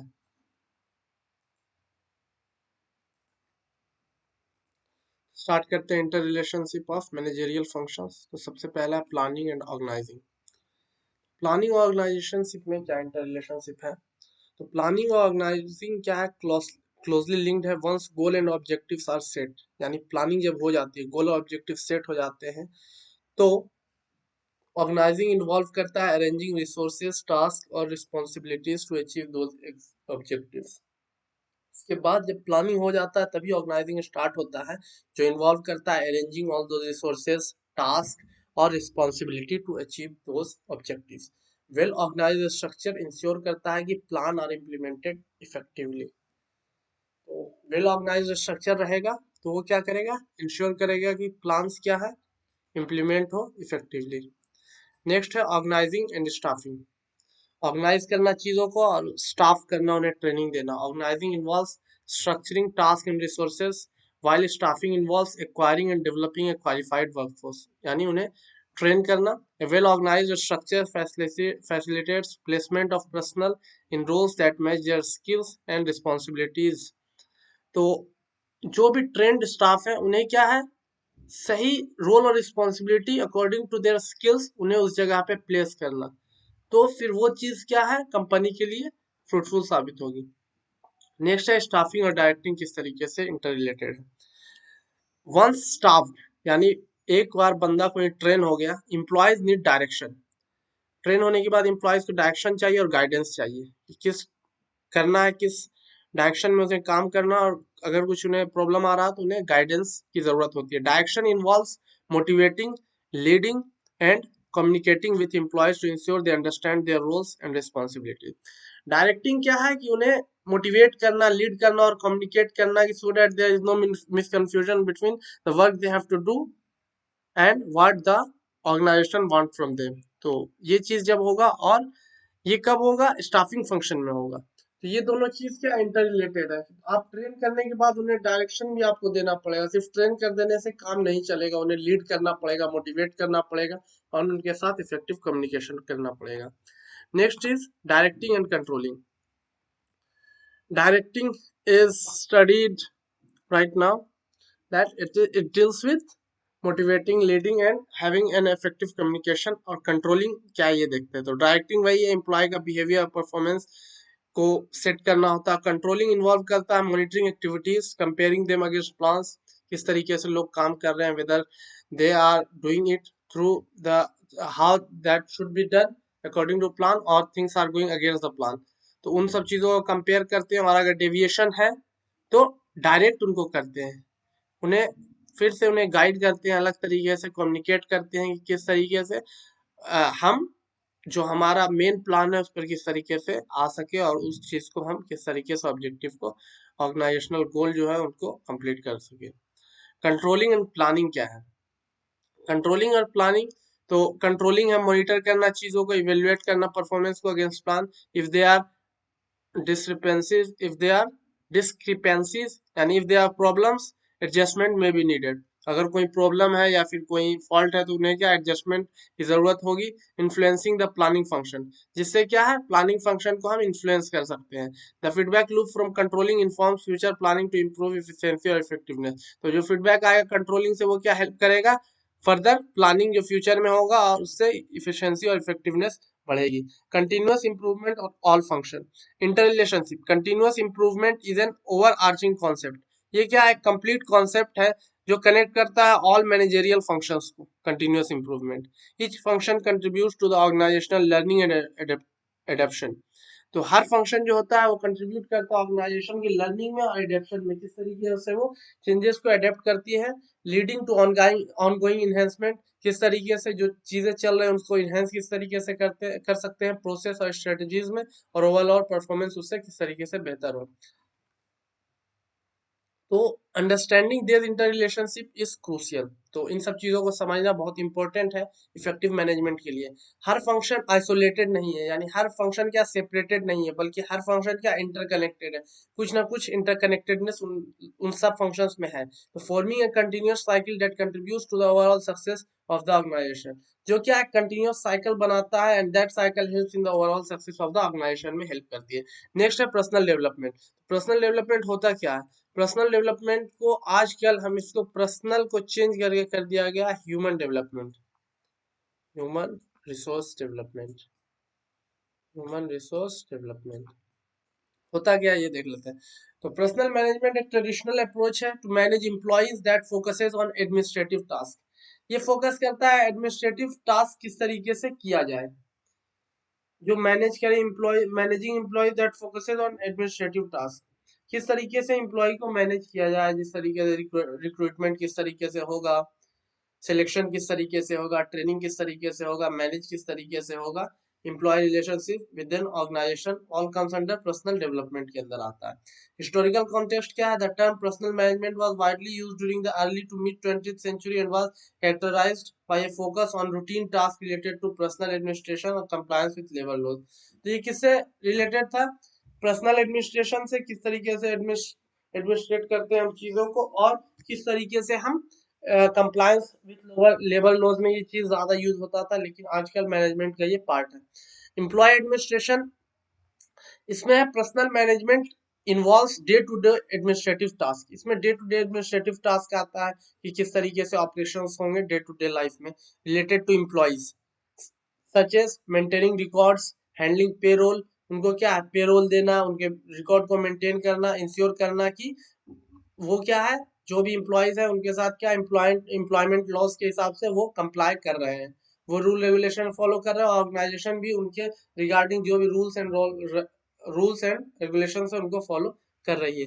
Limited strategic focus in contrast to later approaches like human resource management, personnel management tends to have more limited strategic focus. तो बाद में आया ह्यूमन रिसोर्स मैनेजमेंट। इससे पहले जो पर्सनल मैनेजमेंट था इसका क्या स्ट्रेटेजिक फोकस थोड़ा कम था और ये प्राइमरी इम्फेसिस करता था रूटीन टास्क पर और एम्प्लॉय वेलफेयर पर। लेकिन जो बाद में ह्यूमन रिसोर्स मैनेजमेंट आया इसका जो स्कोप था ये और ज्यादा बढ़ गया, इसका ब्रॉड बहुत स्कोप था। नेक्स्ट है transaction based. Personnel management is often considered transactional. इसको क्या है ट्रांजेक्शनल समझा जाता है। Dealing with specific task and activities related to employee management. वो डील करता है स्पेसिफिक टास्क और एक्टिविटीज से जो क्या रिलेटेड होते हैं एम्प्लॉय मैनेजमेंट से, rather than strategic and holistic approaches to workforce development. ये क्या है ज्यादातर मतलब ट्रांजेक्शनल काम करता है, स्ट्रेटेजिक और holistic complete approach workforce development के लिए ये नहीं सोचता है। आपका पर्सनल मैनेजमेंट। नेक्स्ट है हमारा ट्रांजेक्शन बेस्ड हो गया employee welfare. Personnel management places significant emphasis on employee welfare, safety, working condition. ये एम्प्लॉय का वेलफेयर, सेफ्टी और वर्किंग कंडीशन पे ज्यादा जोर देता है। It is concern with creating a positive workplace environment to enhance employee wellbeing. ये और कंसर्न होता है ये किस तरीके से पॉजिटिव वर्कप्लेस एनवायरनमेंट बनाया जाए जिससे एम्प्लॉय का वेलबींग क्या है इंप्रूव हो सके। नेक्स्ट है स्कोप। स्कोप जो पर्सनल मैनेजमेंट का है वो ट्रेडिशनली कवर करता एस्पेक्ट सच एज हायरिंग हो गया, कंपनसेट करना for the things that they are doing, benefit को एडमिनिस्ट्रेशन करना, बेनिफिट एडमिनिस्ट्रेशन, एम्प्लॉय का रिलेशन देखना, compliance with labour laws. Individual focus क्या है? Personal management tends to focus on individual employee and their specific roles. ये individual employee पे focus करता है और उसका स्पेसिफिक रोल पे फोकस करता है, ensuring that they have the necessary tools and support to perform their duties. कि उनके पास नेसेसरी टूल्स और सपोर्ट होना चाहिए जिससे कि वो अपने ड्यूटीज को कंप्लीट कर सके। Limited employee development.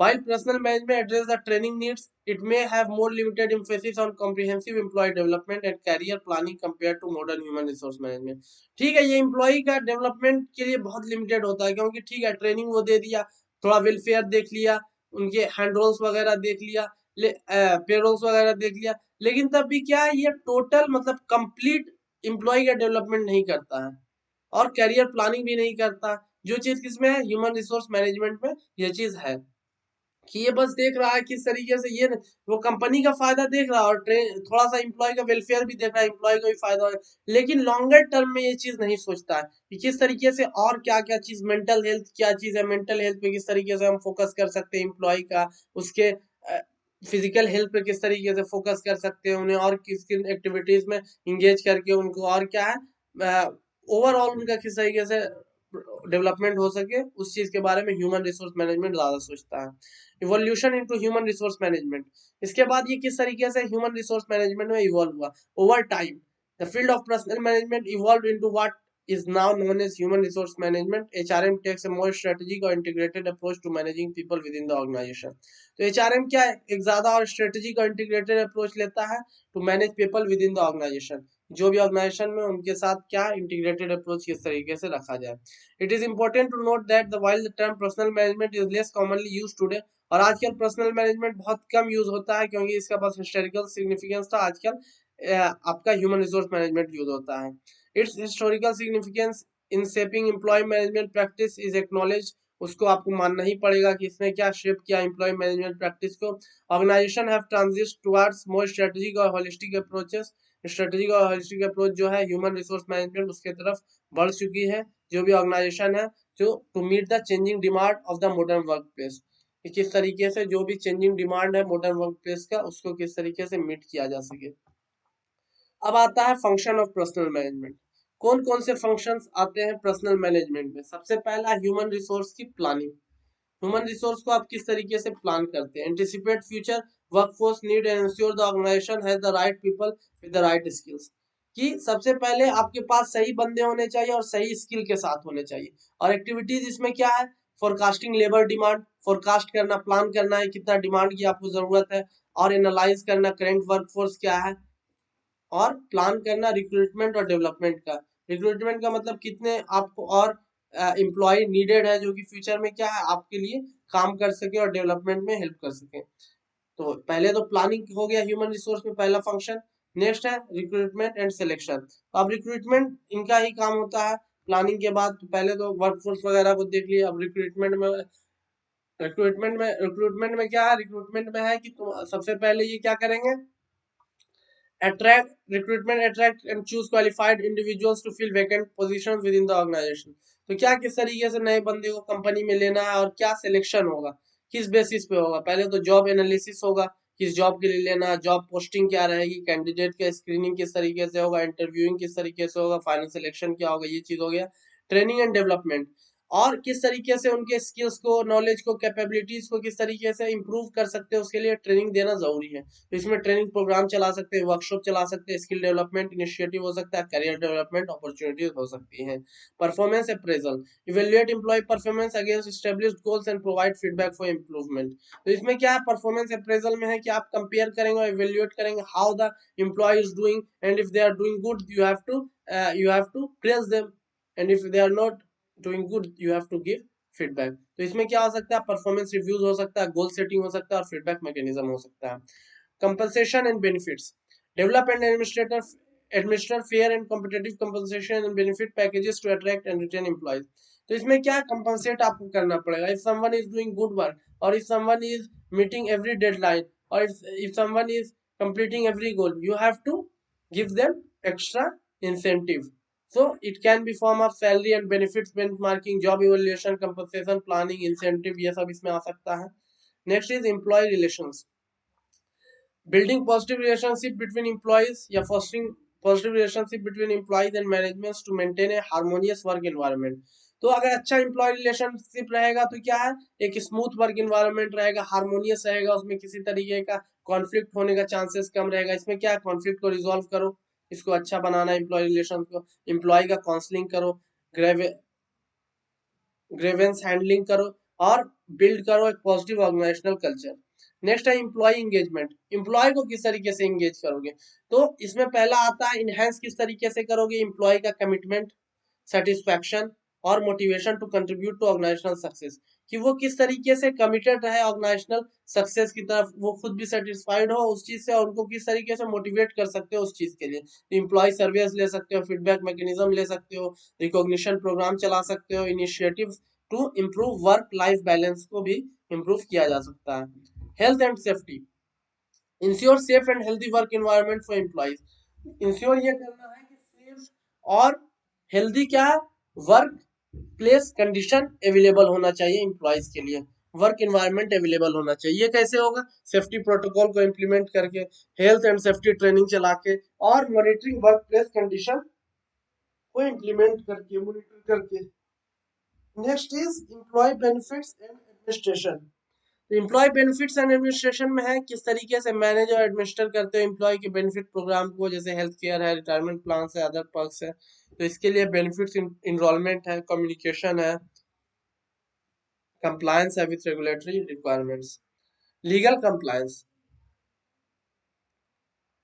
Legal compliance में ensure that the organization complies with the labour laws, क्या लेबर लॉज के साथ वो कंप्लाई करना चाहिए, रेगुलेशंस जो है उनके साथ, और इंडस्ट्री स्टैंडर्ड्स जो है उनके साथ करना है। इसके लिए क्या मॉनिटर करेंगे और अडेप्ट करेंगे तो चेंजेस इन एम्प्लॉयमेंट लॉज में जो भी चेंजेस आएंगे उनको मॉनिटर के साथ अडेप्ट भी करना, मेंटेन करना रिकॉर्ड्स को, और एड्रेस करना legal issues related to personnel, जो भी एम्प्लॉयज के साथ लीगल इश्यूज आएंगे उनको एड्रेस करना। This function collectively contribute to effective personnel management, और यही फंक्शंस क्या कलेक्टिवली कंट्रीब्यूट करते हैं इफेक्टिव पर्सनल मैनेजमेंट में, aiming to optimize the organizational human capital and create a positive productive work environment. इसका गोल क्या होता है, किस तरीके से ऑप्टिमाइज करना ऑर्गेनाइजेशन का ह्यूमन कैपिटल जो है, ह्यूमन रिसोर्स है, उसको किस तरीके से ऑप्टिमाइज करना है, और उसके बाद फिर पॉजिटिव और प्रोडक्टिव वर्क एनवायरनमेंट किस तरीके से बनाना है। Next we have man power planning.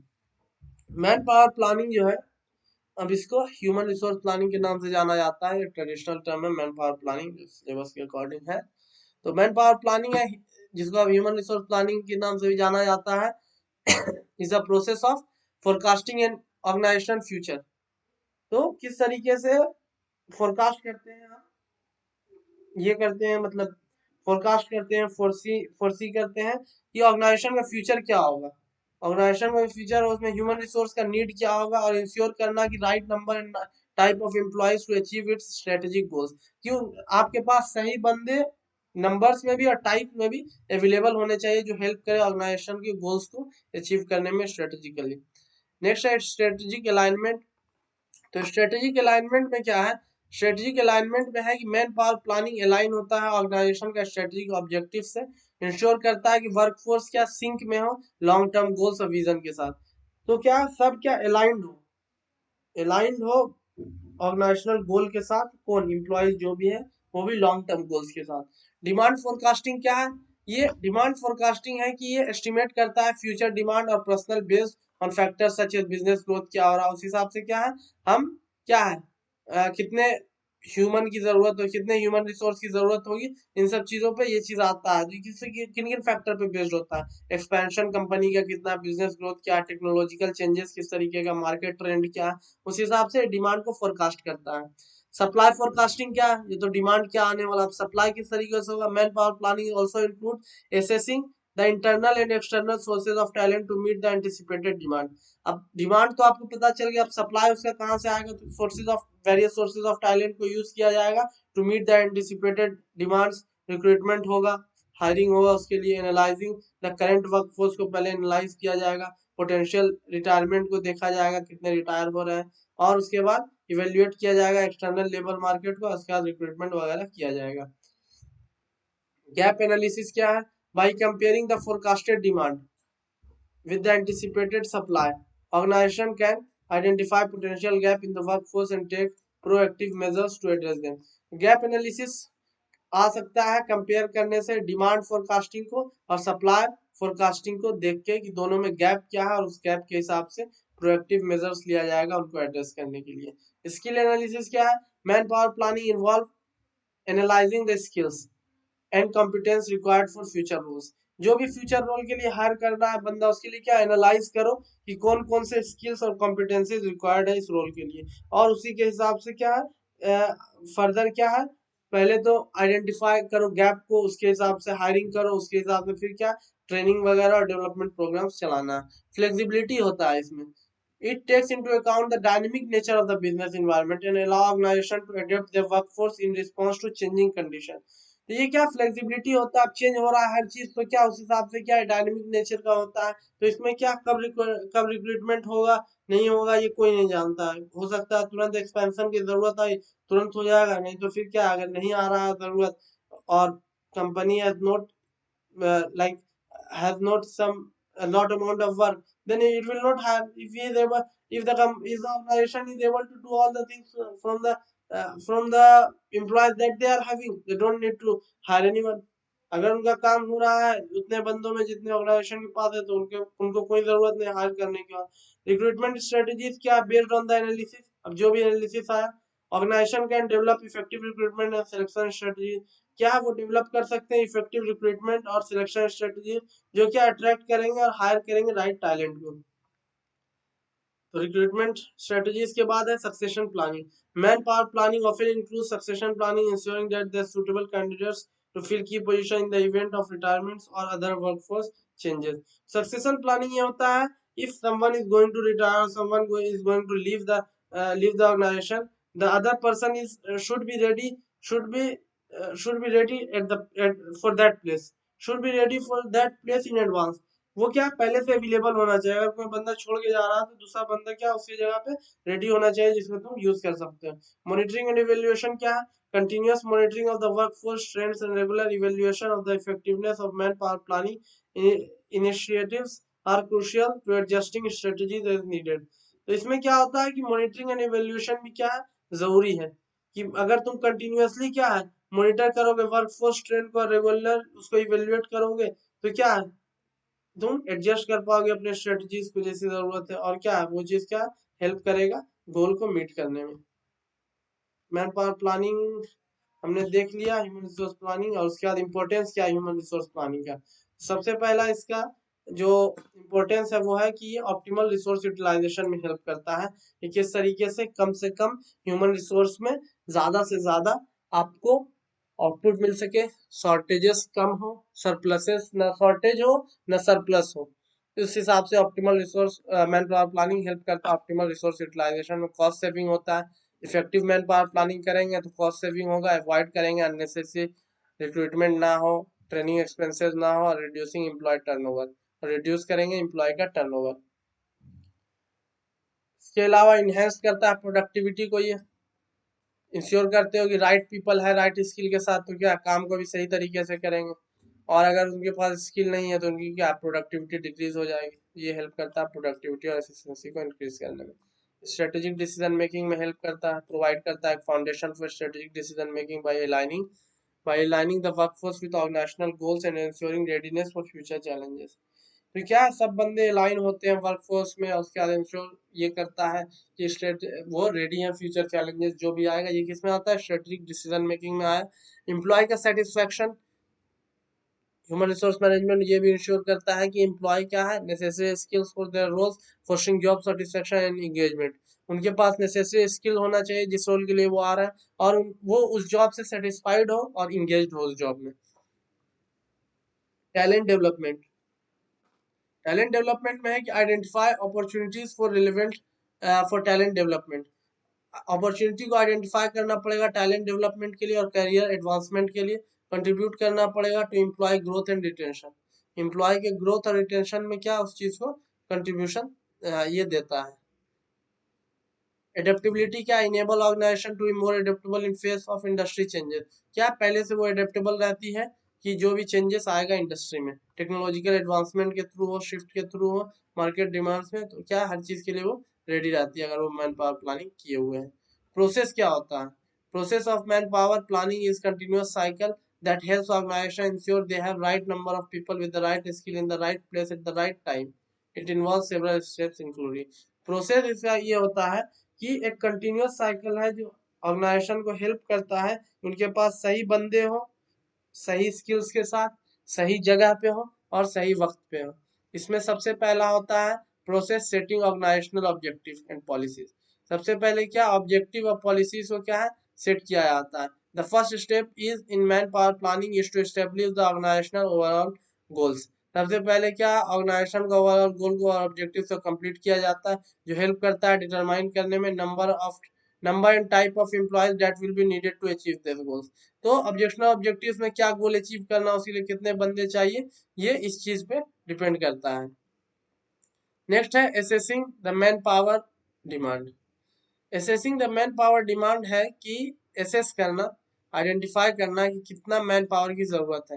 Once the organizational objective have been establish, organization का ऑब्जेक्टिव एस्टेब्लिश हो गया, नेक्स्ट स्टेप है आइडेंटिफाई करना करंट और future demand of man power, जो किया जा सकता है एनालाइजिंग फैक्टर्स, एनालाइज करके पता चल सकता है ऑर्गेनाइजेशन का ग्रोथ प्लान से, टेक्नोलॉजिकल चेंजेस क्या है और मार्केट ट्रेंड्स क्या है, इन सब चीजों से क्या है ये चीजें पता चल सकती हैं।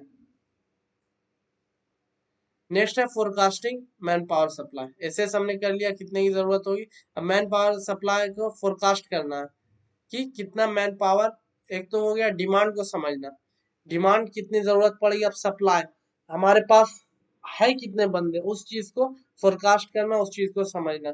Forecast the supply of man power, this can be done by analyzing factors such as availability of qualified worker कितने हैं, डेमोग्राफिक ट्रेंड क्या चल रहा है, एजुकेशनल अटेनमेंट लेवल्स क्या है। आइडेंटिफाइंग मैन पावर गैप्स, उसके बाद क्या मैन पावर गैप जो है उनको आइडेंटिफाई करना on the basis of demand and supply of man power have been forecast. जो हमने फोरकास्ट किया उन दोनों चीजों से क्या इस गैप को समझना और उसके बाद आइडेंटिफाई करना गैप को, और ये हेल्प करेगा हमको number of new employees that need to be recruited, कितने नए एम्प्लॉयज को हमको रिक्रूट करना उस चीज में हेल्प करेगा, as well as training and development need of existing employee. Training और डेवलपमेंट में भी हेल्प करेगा नए जो हमारे पास पहले से एम्प्लॉयज हैं उनके लिए। उसके बाद है developing man power programs. Developing man power programs में है कि किस तरीके से हम मैन पावर प्रोग्राम डेवलप कर सकते हैं जो एड्रेस करे कोई भी गैप हो, जो जिस चीज को हम आइडेंटिफाई करते हैं। प्रोग्राम में इंक्लूड होगा रिक्रूटमेंट किस तरीके से करते हैं, सिलेक्शन किस तरीके से करते हैं, ट्रेनिंग, डेवलपमेंट और सक्सेशन प्लानिंग किस तरीके से आता है, सब आएगा डेवलपिंग मैन पावर में। उसके बाद है implementing man power plans. Implementing man power plans में है कि किस तरीके से हम इम्प्लीमेंट करते हैं मैन पावर प्लान को, यानी जो हमने डेवलप किया है मैन पावर प्लान कि किस तरीके से रिक्रूटमेंट होगा, सिलेक्शन होगा, ट्रेनिंग होगा, डेवलपमेंट होगा, सक्सेशन प्लानिंग होगा, उसको किस तरीके से हम इम्प्लीमेंट करते हैं। ये इन्वॉल्व करेगा putting the plans into action और मॉनिटर करेगा उन प्रोग्रेस को। नेक्स्ट है इवेल्युएटिंग मैन पावर, जो हमने तभी इम्प्लीमेंट कर दिया, फाइनल स्टेप क्या होगा कि हम क्या उनको इवेल्युएट करें, इफेक्टिवनेस कितना है प्लान का जो इम्प्लीमेंट किया गया। This will help to identify any areas where the plans can be improved, और ये हेल्प करेगा हमें कि कौन से एरियाज है जिसमें हम क्या इम्प्रूवमेंट ला सकते हैं। अब टूल्स एंड टेक्निक कौन कौन से यूज होते हैं मैन पावर प्लानिंग में, ये है नेक्स्ट। तो टूल्स एंड टेक्निक्स में पहला है man power inventory. Man power inventory का डेटाबेस है information about the organization current employees, कितने एम्प्लॉयज हैं। ये इंक्लूड करेगा एम्प्लॉय का name, job title, skill, experience and education.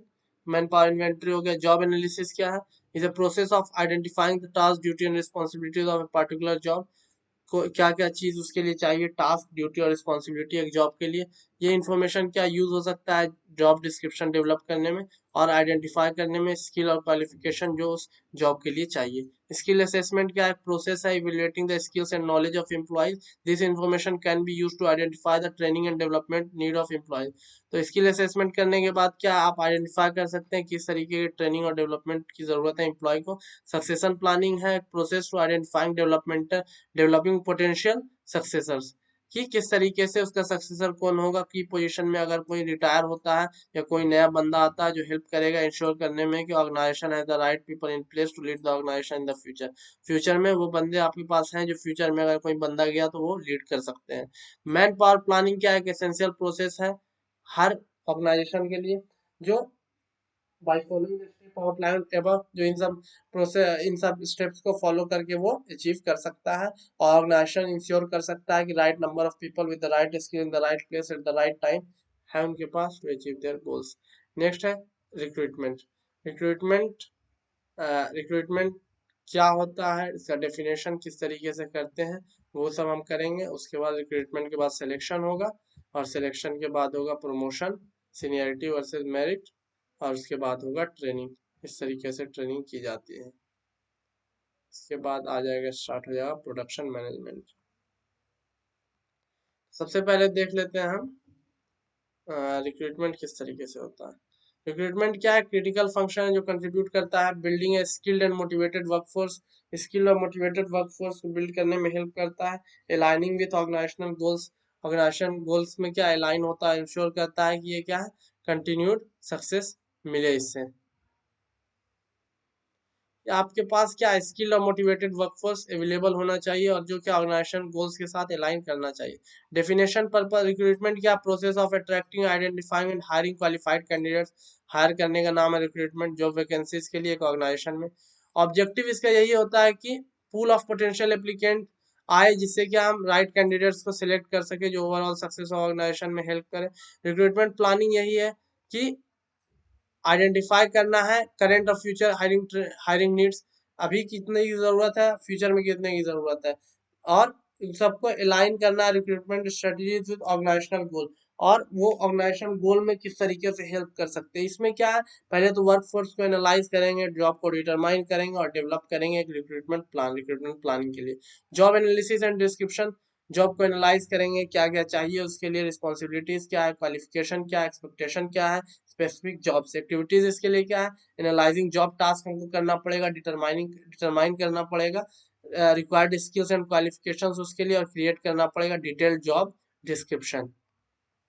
Next है सोर्सिंग कैंडिडेट्स, आप कैंडिडेट्स कहाँ से लाएंगे, attract potential candidate through various channels पे, क्या एडवर्टीजमेंट से हम ला सकते हैं। एक्टिविटीज इसके लिए जॉब ओपनिंग्स पोस्ट करनी पड़ेगी कंपनी की वेबसाइट पे, जॉब बोर्ड्स यूज करना पड़ेगा, लेवरेजिंग सोशल मीडिया का यूज करना पड़ेगा और कोलेबरेट करना पड़ेगा रिक्रूटमेंट एजेंसीज के साथ जिनके पास बंदे पहले से हों।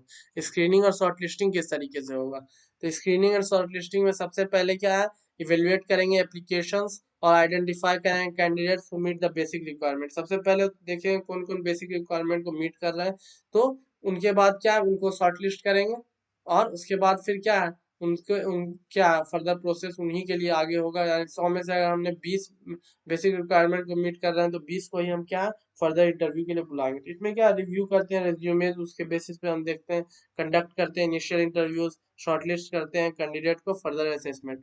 इंटरव्यूइंग क्या है? इंटरव्यूइंग एक ये क्या प्रोसेस है जिसमें क्या आइडेंटिफाई हम करते हैं कैंडिडेट्स का suitability for the job and organizational culture, whether the candidate is suitable for that job and for the organizational culture or not.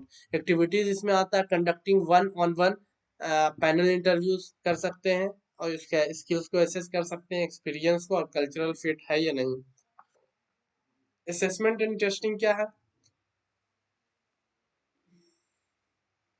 Evaluate करते हैं स्पेसिफिक स्किल्स एबिलिटीज और एप्टीट्यूड ऑफ कैंडिडेट्स। एक्टिविटीज इसमें क्या क्या कर सकते हैं? एडमिनिस्ट्रेटिव टेस्ट ले सकते हैं, सिमुलेशन ले सकते हैं, असेसमेंट मेथड ले सकते हैं, जिससे कि हम मेजर कर सकते हैं कैंडिडेट्स कॉम्पिटेंसी, ये कैंडिडेट कितना कॉम्पिटेंट है इस चीज में जो उसने क्या बताया, उसका असेसमेंट करेंगे कि जो चीजें उसने बताई है अपनी एबिलिटीज और स्किल्स के बारे में, वेदर दैट इज ट्रू और नॉट।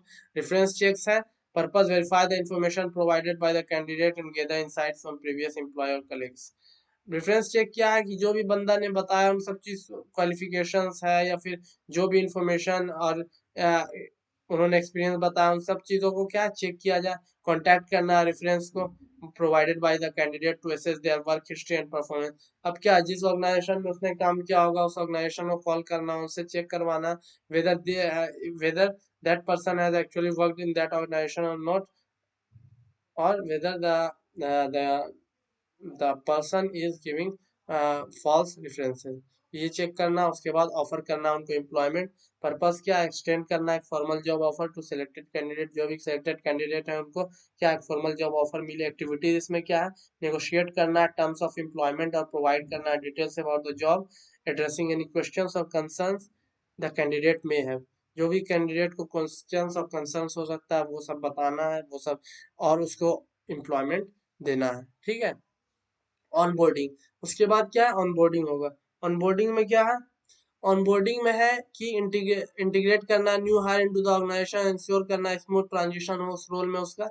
इसके लिए क्या ओरिएंटेशन उसको देना है, किस तरीके से काम करता है। इंट्रोड्यूस करना न्यू एम्प्लॉय से of the team and company culture, facilitate करना ट्रेनिंग। रिक्वायरमेंट एंड स्ट्रेटजीज में क्या है? इंटरनल रिक्रूटमेंट है। इंटरनल रिक्रूटमेंट क्या होता है? इसमें क्या है? Filling job vacancies from within the organisation. तो ऑर्गेनाइजेशन से ही क्या है? रिक्रूट किया जाता है जो बंदे होते हैं। इसमें क्या होता है? प्रमोट किया जाता है एम्प्लॉय को, एम्प्लॉय डेवलपमेंट के लिए बूस्ट होता है इससे मोरल और फ्रीडम मिलता है। एग्जिस्टिंग लेवरेज करता है, यानी मैक्सिमम बेनिफिट हो पाता है उसको नॉलेज होता है ऑर्गेनाइजेशन से। और इंटरनल रिक्रूटमेंट करते हैं। एक्सटर्नल रिक्रूटमेंट क्या है? Attracting candidates from outside the organization, organization के बाहर से करते हैं तो उसको एक्सटर्नल रिक्रूटमेंट कहते हैं। बेनिफिट इसका ये होता है कि फ्रेश पर्सपेक्टिव मिलता है, डाइवर्स स्किल सेट होता है, may be necessary for roles and roles requiring specific expertise अगर चाहिए तो हम क्या एक्सटर्नल रिक्रूटमेंट से उसको कंप्लीट कर सकते हैं। ऑनलाइन रिक्रूटमेंट क्या हुआ? Using online platforms, job boards and social media से एडवर्टाइजिंग के थ्रू और सोर्सिंग कैंडिडेट्स के थ्रू क्या हम ऑनलाइन रिक्रूटमेंट भी कर सकते हैं। इसका फायदा क्या होता है? वाइडर रीच मिलता है, बेहतर टैलेंट आ पाता है, कॉस्ट इफेक्टिव होता है, अलाउ करता है टारगेटेड कैंडिडेट को कि हम सर्च कर सकें। कैंपस रिक्रूटमेंट क्या होता है? Recruiting candidate directly from educational institution. Access to fresh talent होता है, यानी नए टैलेंट आते हैं, अर्ली आइडेंटिफिकेशन हो जाता है पोटेंशियल कैंडिडेट का जो क्या है फ्यूचर लॉन्ग रन में हमारे साथ हमारे लिए फायदेमंद साबित हो सकते हैं। Building relationship with academic institution, इसके लिए क्या रिलेशनशिप अच्छे बिल्ड करने पड़ते हैं एकेडमिक इंस्टीट्यूशन से, so that they allow you for campus recruitment. Next है employ referral program. Employ referral program है ये encouraging existing employ to refer qualified candidates. जो भी क्वालिफाइड कैंडिडेट्स हो, जो एग्जिस्टिंग एम्प्लॉय है वो क्या उनको रेफर कर सकते हैं। इसका बेनिफिट ये होता है टैप्स इनटू एग्जिस्टिंग नेटवर्क, वो टैप करते हैं एग्जिस्टिंग नेटवर्क्स में, पोटेंशियली फास्टर और कॉस्ट इफेक्टिव होता है ये चीज, और इनहेंस करता है एम्प्लॉय इंगेजमेंट को। तो हमने रिक्रूटमेंट कर लिया, अब उसका सिलेक्शन किस तरीके से होगा, सिलेक्शन क्राइटेरिया क्या है। सिलेक्शन के लिए डेफिनेशन सिलेक्शन का है, process of choosing the most suitable candidates from a pool of applicants who have been recruited to fill a particular job vacancy. Pool of applicants में से क्या है? हमें उनको चुनना है जो बेस्ट है उनमें से, मोस्ट सुटेबल है। ऑब्जेक्टिव क्या है? To identify individuals with the right qualifications. तो आइडेंटिफाई हमको करना है कौन कौन राइट क्वालिफिकेशन स्किल्स और एट्रीब्यूट के साथ है जो जॉब को सक्सेसफुली परफॉर्म कर सकते हैं। सिलेक्शन क्राइटेरिया होगा इवेल्युएट करेगा कैंडिडेट्स का सस्टेबिलिटी ऑफ स्पेसिफिक जॉब, इसमें हम educational qualification, relevant experience, skill, competencies और पर्सनल क्वालिटीज देख सकते हैं। एप्लीकेशन को रिव्यू किया जाएगा, screen and evaluate application based on submitted reviews and application materials के आधार पर उसका रिव्यू किया जाएगा। कवर लेटर को रिव्यू किया जाएगा, रेज्यूमेस को, एप्लीकेशन फॉर्म्स को, to shortlist candidates who meet the initial criteria, जो क्या है इनिशियल क्राइटेरिया को मीट करेंगे। नेक्स्ट है प्रिलिमिनरी इंटरव्यू। प्रिलिमिनरी इंटरव्यू क्या होता है? इनिशियल इंटरव्यू होता है जो एसेस करता है बेसिक क्वालिफिकेशन, कम्युनिकेशन स्किल और मोटिवेशन को। इसमें एक्टिविटीज यही होता है कि एक ब्रीफ इंटरव्यू हो तो एडिशनल इन्फॉर्मेशन मिल सके, आइडेंटिफाई किया जा सके इनिशियल सुटेबिलिटी वो है कैंडिडेट या नहीं। सिलेक्शन टेस्ट के लिए क्या है? इवेल्युएट कर सकते हैं specific skills, abilities, aptitude required for the job. Example इसमें साइकोमेट्रिक टेस्ट हो सकता है, टेक्निकल असेसमेंट हो सकता है, सिचुएशनल जजमेंट टेस्ट हो सकता है और जॉब रिलेटेड टेस्ट हो सकता है। फिर क्या इन डेप्थ इंटरव्यू होगा। एक इनिशियल इंटरव्यू आप क्या सिलेक्शन टेस्ट होने के बाद इन डेप्थ होगा, कॉम्प्रिहेंसिव इंटरव्यू होगा यानी complete interview to assess competencies, to identify competencies that the person have. Job related knowledge कितना है, कल्चरल फिट है या नहीं।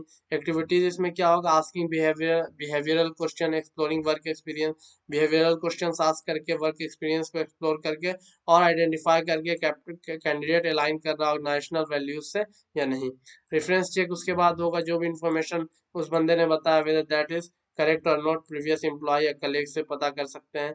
तो ये कर लेंगे। उसके बाद बैकग्राउंड चेक करेंगे कि कोई क्रिमिनल रिकॉर्ड तो नहीं है, एजुकेशनल क्रेडेंशियल्स उसका कैसा सही है, अदर बैकग्राउंड इन्फॉर्मेशन को चेक करेंगे थर्ड पार्टी एजेंसी से या रिलेवेंट इंस्टीट्यूशन से कॉन्टैक्ट करके। मेडिकल एग्जामिनेशन होगा। ये सब चीज के लिए सभी सबके लिए नहीं होता, फॉर पर्टिकुलर जॉब के लिए मेडिकल एग्जामिनेशन होता है, वो फिजिकली फिट होता है जॉब के लिए या नहीं, तो इसके लिए मेडिकल एग्जामिनेशन होता है कैंडिडेट के हेल्थ और फिटनेस का।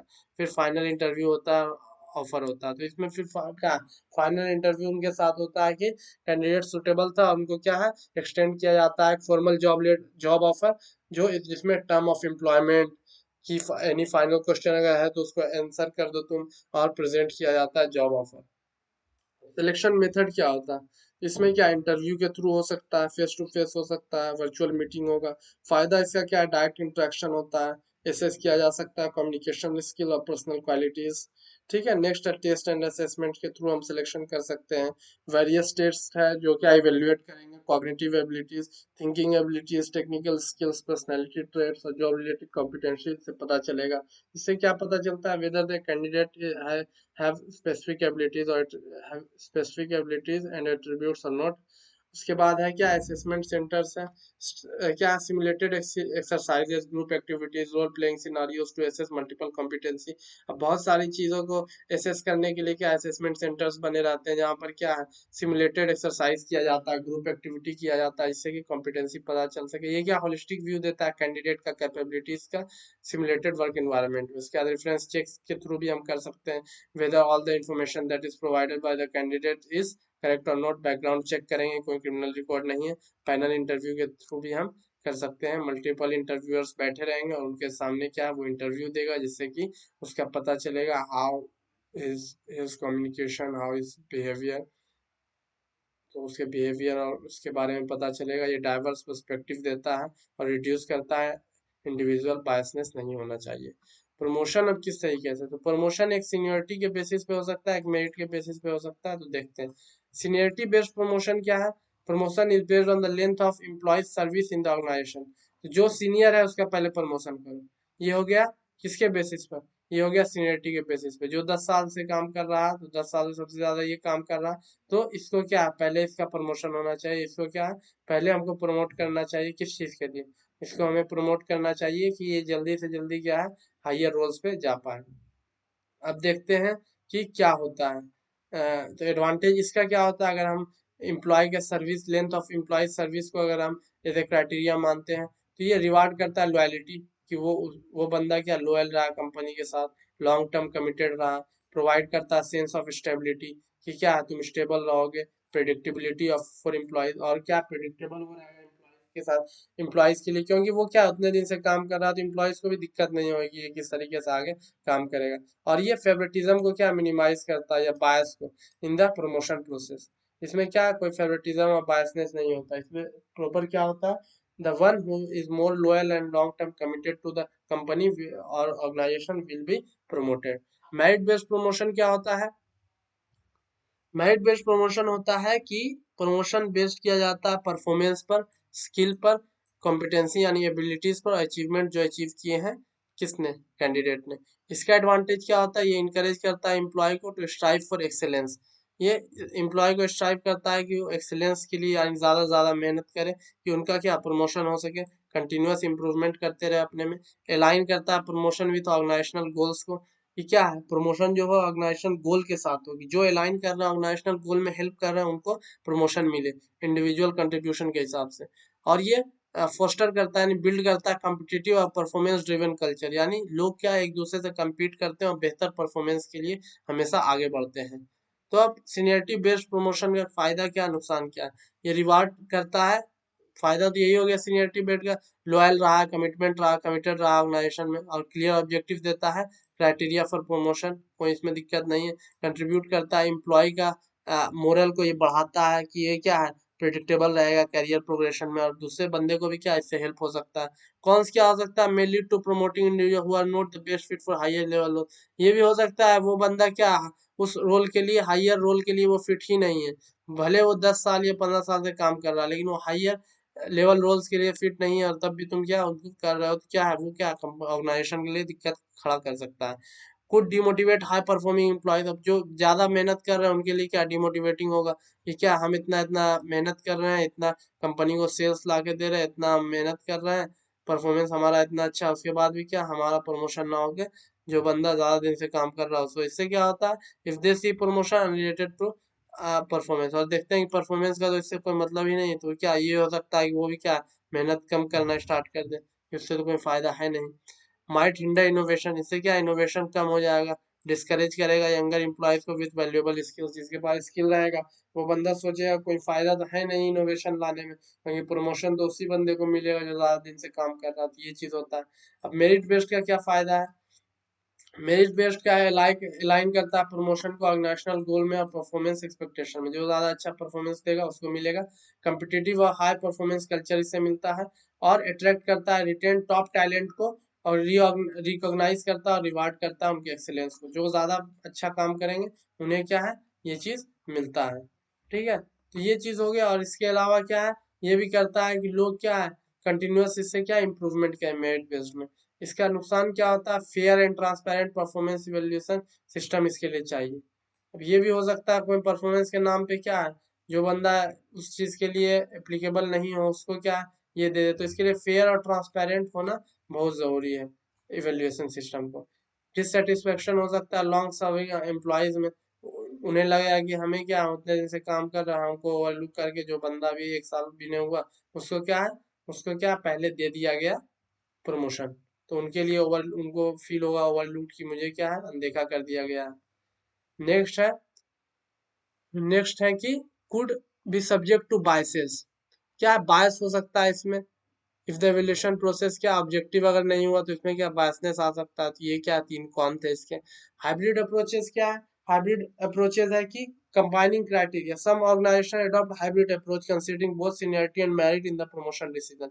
अब कुछ क्या करते हैं कि वो हाइब्रिड अप्रोच लेते हैं कि जिसका ज्यादा सीनियरिटी भी हो साथ में वो अच्छा परफॉर्मेंस भी कर रहे हो, क्या हम उनको उनको हम ऊपर देंगे या उनको क्या हम पहले प्रमोट करेंगे। एडवांटेज क्या होता है, बैलेंस करता है need to reward loyalty with the importance of recognising high performance, दोनों का बैलेंस लेके चलता है। चैलेंज इसमें क्या आता है, रिक्वायर चाहिए इसमें, रिक्वायर रिक्वायरमेंट होती है केयरफुल इम्प्लीमेंटेशन का कि avoid the challenges of each approach, इसमें ये ना हो कि चैलेंजेस में फंस के आदमी क्या इस चीज में लगा रह जाए। उसके बाद organisational culture and impact.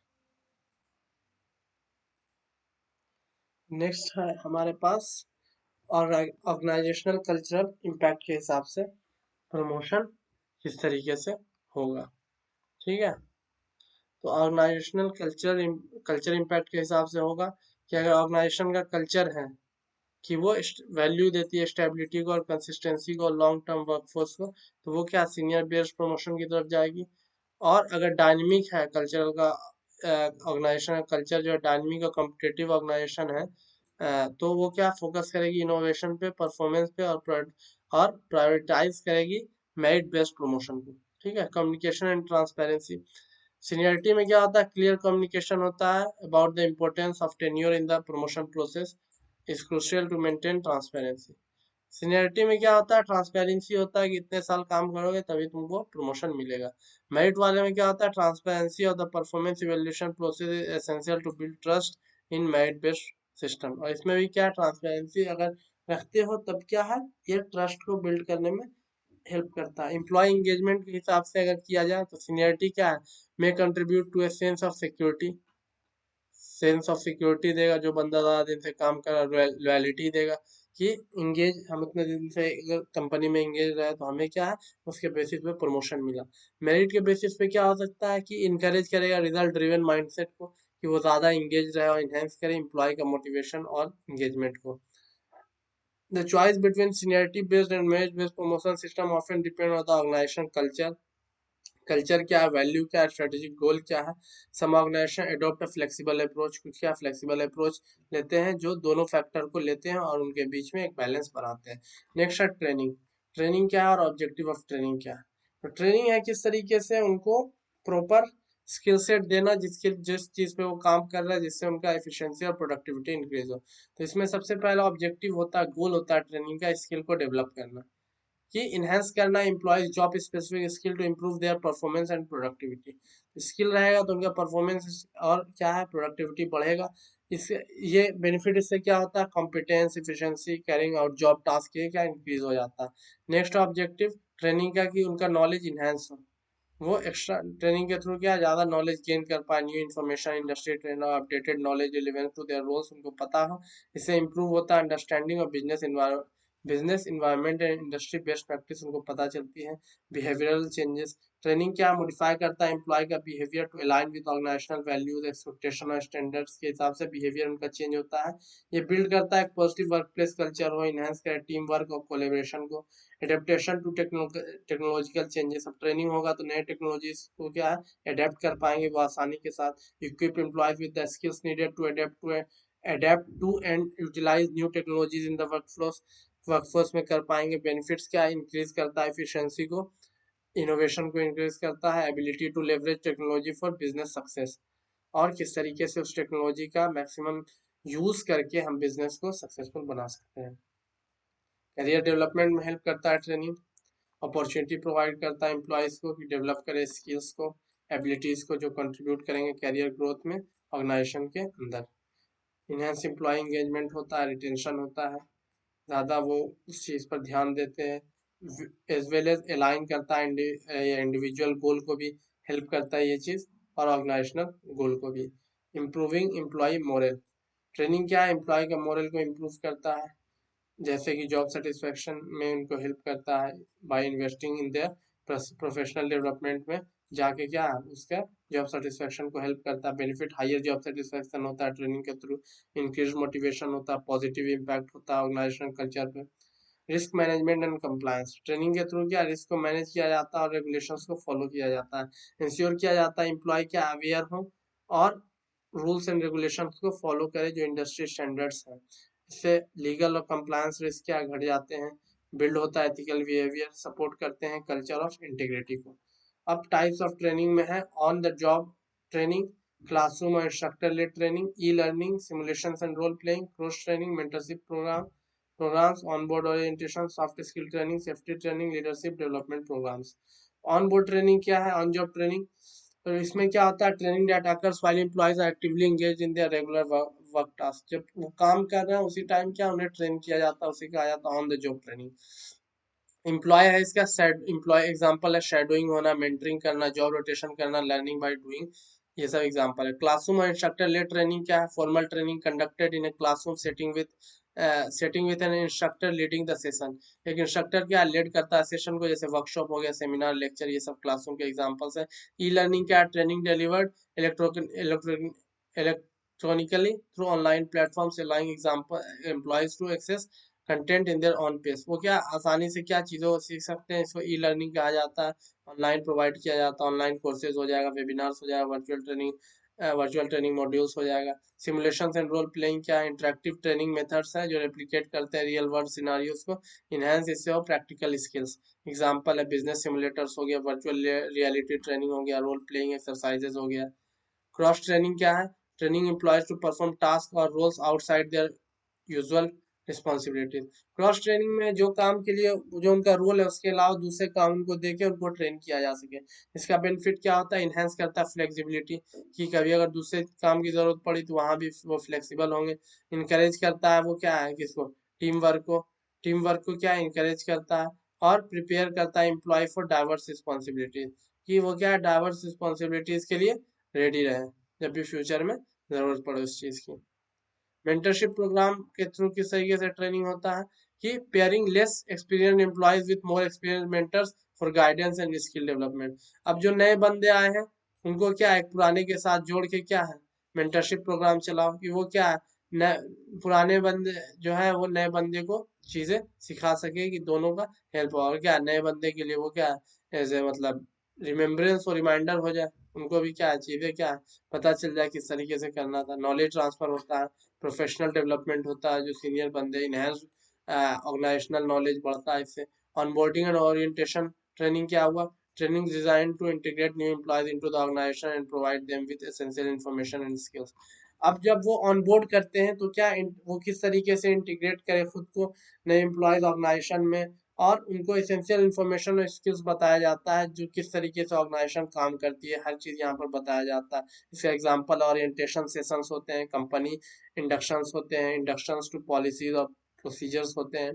Soft skill training क्या है, developing non technical skills such as communication.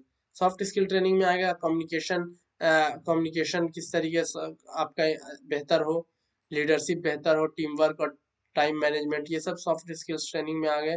जैसे इम्प्रूव्ड इंटरपर्सनल रिलेशनशिप्स हो जाए, इंटरपर्सनल स्किल्स हो जाए, इनहेंस कोलेब्रेशन आप कर सके, कोलेबरेट कर सके लोगों से, ओवरऑल प्रोफेशनल इफेक्टिवनेस बढ़े। सेफ्टी ट्रेनिंग है कि एम्प्लॉय अवेयर हो, अवेयर करे सेफ्टी प्रोटोकॉल और प्रोसीजर्स जो भी है। इसका एग्जांपल इमरजेंसी रिस्पांस ट्रेनिंग करवाओ, इक्विपमेंट ऑपरेशन सेफ्टी करवाओ, वर्क फ्लोस हैजार्ड अवेयरनेस करवाओ। लीडरशिप डेवलपमेंट प्रोग्राम्स होता है कि training program design to enhance the leadership skills of individuals at various level within the organization, कि वो क्या है खुद को एक लीडर माने, उनके अंदर लीडरशिप स्किल्स आ जाए, और क्या लोग चीजों को वो मैनेज कर पाए और डेलीगेट कर पाए टास्क को अच्छे से, और लोगों से काम को क्या है ले पाए जो उनके नीचे काम कर रहे हैं। एग्जाम्पल है लीडरशिप वर्कशॉप्स हो गया, एग्जीक्यूटिव कोचिंग हो गया, मैनेजमेंट डेवलपमेंट प्रोग्राम्स हो गया। Training when aligned with organisational objectives and tailored to individual and collective need play a crucial role in enhancing employee performance. तो क्या ट्रेनिंग बहुत ही इफेक्टिव है, वो हेल्प करती है एम्प्लॉय के परफॉर्मेंस को इन्हेंस करती है, और फोस्टर करती है, बिल्ड करती है कल्चर ऑफ कंटिन्यूअस लर्निंग, जिसमें हमेशा लर्न करते हैं लोग और कंट्रीब्यूट करता है overall success of the organisation. So this is the end of first unit. I hope you like the video. If you have liked the video, then please press the thumb icon and subscribe for more.